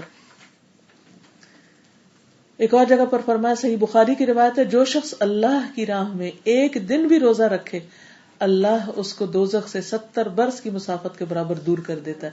جہنم سے اتنا دور چلا جاتا ہے انسان. ایک اور روایت میں 100 سال کا ذکر آتا ہے. ڈپینڈ کرتا ہے کہ کس کے روزے کی کوالٹی کیا تھی، یا گرمیوں کے دن کا رکھا یا سردیوں کے دن کا رکھا. نبی صلی اللہ علیہ وسلم نے فرمایا جس نے اللہ کی راہ میں ایک دن کا روزہ رکھا اللہ تعالیٰ اس کے اور دوزخ کے درمیان ایسی خندق بنا دیتا ہے جیسے زمین و آسمان کے بیچ میں فاصلہ ہے، یعنی جہنم کراس کر کے اس کو پکڑ نہیں سکے گی. پھر روزے کی حالت میں فوت ہونے کا اجر. رسول اللہ صلی اللہ علیہ وسلم نے فرمایا جس کی زندگی کا خاتمہ ہو اور اس نے اللہ سے ثواب حاصل کرنے کی امید میں روزہ رکھا ہو وہ جنت میں داخل ہوگا. پچھلے دنوں میں مانچسٹر میں تھی تو وہاں ایک بہن کی وفات ہوئی جمعے کے دن، جب روزہ بس افطار ہی کیا تھا انہوں نے، اور شاید رات 27ویں کی آ رہی تھی. تو ایسے بھی خوش قسمت ہوتے ہیں کہ جو اتنی نیکیوں کے بیچ میں اللہ سے جا ملاقات کرتے. پھر اسی طرح زکوٰۃ کی اہمیت ہے. قرآن مجید میں اللہ تعالیٰ نے بے شمار مقامات پر زکوٰۃ کو صلاۃ کے ساتھ ذکر کیا. وما امروا الا ليعبدوا الله مخلصين له الدين حنفاء ويقيموا الصلاة ويؤتوا الزكاة وذلك دين القيمة. اور انہیں اس کے سوا کوئی حکم نہیں دیا گیا، نہیں، یہ حکم بہت اہم حکم ہے، تاکید کے لیے حسر آیا کہ وہ اللہ کی عبادت کرے اس حال میں کہ اس کے لیے دین کو خالص کرنے والے، ایک طرف ہونے والے ہوں، نماز قائم کریں، زکوٰۃ ادا کریں، اور یہی مضبوط دین ہے جس میں نماز اور زکوٰۃ ہے. اس کے علاوہ پھر دین کیا دین باقی رہ گئے جب اس کے 2 پلر گر گئے. جابر رضی اللہ عنہ سے مروی ہے، صحیح ترغیب و ترہیب کی روایت ہے 743 کہ ایک شخص نے کہا اے اللہ کے رسول صلی اللہ علیہ وسلم اگر کوئی شخص اپنے مال کی زکوٰۃ ادا کرے تو کیسا ہے؟ فرمایا جس نے اپنے مال کی زکوٰۃ ادا کی بس اس سے اس کے مال کی برائی جاتی رہے گی، یعنی صاف ہو جائے گا اس کا مال. اچھا، زکوٰۃ کا ایک معنی ہوتا ہے صاف ہونا، پاک ہونا، اور ایک ہوتا ہے نشو و نما پانا. یعنی زکوٰۃ دینے سے مال کم نہیں ہوتا بلکہ اس میں اور گروتھ ہوتی ہے، اس میں برکت ہو جاتی ہے اور بڑھنے لگتا ہے. جبکہ دینے سے ہم سمجھتے گھٹ رہا ہے، حالانکہ اس کے رک جانے سے بہت سے نقصان میں انسان کا مال چلا جاتا ہے. کیونکہ جو مال زکوٰۃ کا مال دوسرے مال میں شامل ہو جاتا ہے اس کو بھی تباہ کر دیتا ہے. تو اس طرح دے دینے سے مال کی برائی یعنی اس کا جو نقصان ہے وہ ختم ہو جاتا ہے. سورۃ فصلت میں اللہ تعالیٰ فرماتے ہیں الذین لا یؤتون الزکاۃ وہم بالآخرۃ ہم کافرون، جو زکوٰۃ نہیں دیتے اور آخرت کا انکار کرنے والے بھی وہی ہیں. یعنی زکوٰۃ نہ دینا دراصل اس نان سیریس ایٹیٹیوڈ ہے، اور ایسے لوگ جو اللہ کا حکم ٹالتے ہیں گویا کہ وہ آخرت پر ایمان ہی نہیں رکھتے. ایسے لوگوں کا انجام کیا ہوگا قیامت کے دن؟ سورۃ التوبہ کی آیت 34 اور 35. والذین یکنزون الذھب والفضة ولا ينفقونها في سبيل الله فبشرهم بعذاب أليم يوم يحمى عليها في نار جهنم فتكوى بها جباههم وجنوبهم وظهورهم هذا ما كنزتم لأنفسكم فذوقوا ما كنتم تكنزون. اور جو لوگ سونا اور چاندی خزانہ بنا کے رکھتے ہیں اور اسے اللہ کے راستے میں خرچ نہیں کرتے تو انہیں دردناک عذاب کی خوشخبری دے دو جس دن اسے جہنم کی آگ میں تپایا جائے گا، اسی گولڈ کو، اسی سلور کو، اسی مال کو. پھر اس کے ساتھ ان کی پیشانیوں، فور ہیڈز، ان کے پہلوؤں، سائڈز اور ان کے پیٹھوں کو داغا جائے گا. یعنی انسان کو جب مار پڑنے لگتی ہے نا تو وہ سائڈ بدلے تو سائڈ سے جلا دی جائے گا، پیچھے ہوتا ہے تو سامنے سے جلا دی جائے گا، آگے ہوگا تو وہ پیچھے سے جلا دیا جائے گا. یعنی وہ اس کے اوپر تپتی دھات لگتی رہے گی. کہا جائے گا یہ تھا جو خزانہ تم نے جمع کیا ہوتا، چکھو جو تم نے خزانہ اکٹھا کیا ہوا تھا. رسول اللہ صلی اللہ علیہ وسلم نے فرمایا جسے اللہ نے مال دیا اور اس نے زکوٰۃ ادا نہیں کی تو قیامت کے دن اس کا مال نہایت زہریلے گنجے سانپ کی شکل اختیار کرے گا. اس کی آنکھوں کے پاس 2 سیاہ نقطے ہوں گے جیسے سانپ کے ہوتے ہیں. پھر وہ سانپ اس کے دونوں جبڑوں سے اسے پکڑ لے گا، کہے گا میں تیرا مال اور میں تیرا خزانہ ہوں.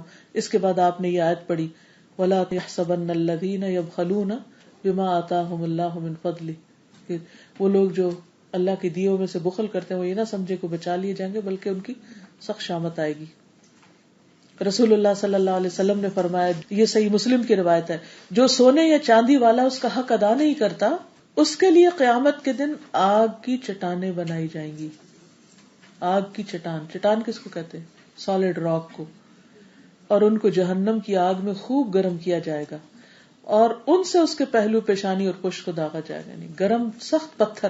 کبھی آپ نے سٹون کو گرم کر کے دیکھا کہ کتنا ہیٹ ہوتی ہے اس کے اندر؟ کبھی آپ نے سٹون مساج کروایا ہو، یا سٹون وہ ہوتا ہے نا جب درد ہوتی تو لوگ سینک کے لیے سٹون رکھ لیتے تو ننگے ہاتھوں نہیں پکڑا جاتا، اتنا سخت ہوتا ہے. تو قیامت کے دن گرم پتھر کر کے اس کو داغا جائے گا. جب وہ ٹھنڈے ہو جائیں گے تو ان کو دوبارہ گرم کیا جائے گا. اس دن برابر یہ عمل ہوتا رہے گا جس کی مقدار 50,000 سال ہوگی، یہاں تک کہ بندوں کا فیصلہ کر دیا جائے گا یا تو جنت میں جائیں گے یا جہنم میں. یعنی یہ سزا حشر کے میدان میں ہی شروع ہو جائے گی. اس لیے یہ معمولی چیز نہیں ہے. اور ویسے بھی انسان سوچے کہ کس کے لیے جمع کر کے جا رہا ہے، ساتھ کیا لے جائے گا اگر وہ جمع ہی کرتا رہا اور اپنے ہاتھ سے کسی کو نہ دیا. ایک خاتون رسول اللہ صلی اللہ علیہ وسلم کی خدمت میں آئی، ان کے ساتھ ان کی بیٹی بھی تھی. بیٹی کے ہاتھ میں سونے کے 2 موٹے موٹے کنگن تھے. آپ نے اس خاتون سے پوچھا کیا تم اس کی زکوٰۃ دیتی ہو؟ اس نے کہا نہیں. آپ نے فرمایا کیا تمہیں یہ بات اچھی لگتی ہے کہ قیامت کے دن اللہ تعالیٰ تمہیں ان کے بدلے آگ کے 2 کنگن پہنائے؟ چنانچہ اس عورت نے ان کو اتارا اور نبی صلی اللہ علیہ وسلم کے سامنے ڈال دیا. کہنے لگی یہ اللہ اور اس کے رسول کے لیے ہیں. اور پھر آخری چیز حج. قرآن مجید میں سورۃ آل عمران 97 میں آتا ہے وَلِلَّهِ عَلَى النَّاسِ حِجُّ الْبَيْتِ مَنِ اسْتَطَاعَ إِلَيْهِ سَبِيلًا وَمَنْ كَفَرَ فَإِنَّ اللَّهَ غَنِيٌّ عَنِ الْعَالَمِينَ. اور اللہ کے لیے لوگوں پر اس گھر کا حج فرض ہے جو اس کی طرف راستے کی طاقت رکھے، اور جس نے کفر کیا یعنی حج کا انکار کفر ہے تو بے شک اللہ تعالیٰ تمام جہان والوں سے بے نیاز ہے. بہت سے لوگ ہالیڈیز پہ جاتے رہتے ہیں اور انویسٹمنٹس کرتے رہتے ہیں لیکن حج کے لیے نہیں جاتے، شاید توفیق ہی نہیں ہوتی. تو جو اللہ سے محبت کرتا ہے یہ کیسے ممکن ہے وہ اللہ کے گھر نہ جانا چاہے؟ وہ تو محبت کے دعوے جھوٹے ہیں. ایسے لوگ کبھی کوئی بہانہ کرتے ہیں کبھی کوئی کرتے ہیں. اللہ تعالیٰ فرماتے ہیں وَأَذِّن فِي النَّاسِ بِالْحَجِّ يَأْتُوكَ رِجَالًا وَعَلَى كُلِّ ضَامِرٍ يَأْتِينَ مِنْ كُلِّ فَجٍّ عَمِيقٍ لِيَشْهَدُوا مَنَافِعَ لَهُمْ وَيَذْكُرُوا اسْمَ اللَّهِ فِي أَيَّامٍ مَّعْلُومَاتٍ عَلَى مَا رَزَقَهُم مِّن بَهِيمَةِ الْأَنْعَامِ فَكُلُوا مِنْهَا وَأَطْعِمُوا الْبَائِسَ الْفَقِيرَ ثُمَّ لْيَقْضُوا تَفَثَهُمْ وَلْيُوفُوا نُذُورَهُمْ وَلْيَطَّوَّفُوا بِالْبَيْتِ الْعَتِيقِ. سورۃ الحج 27-29.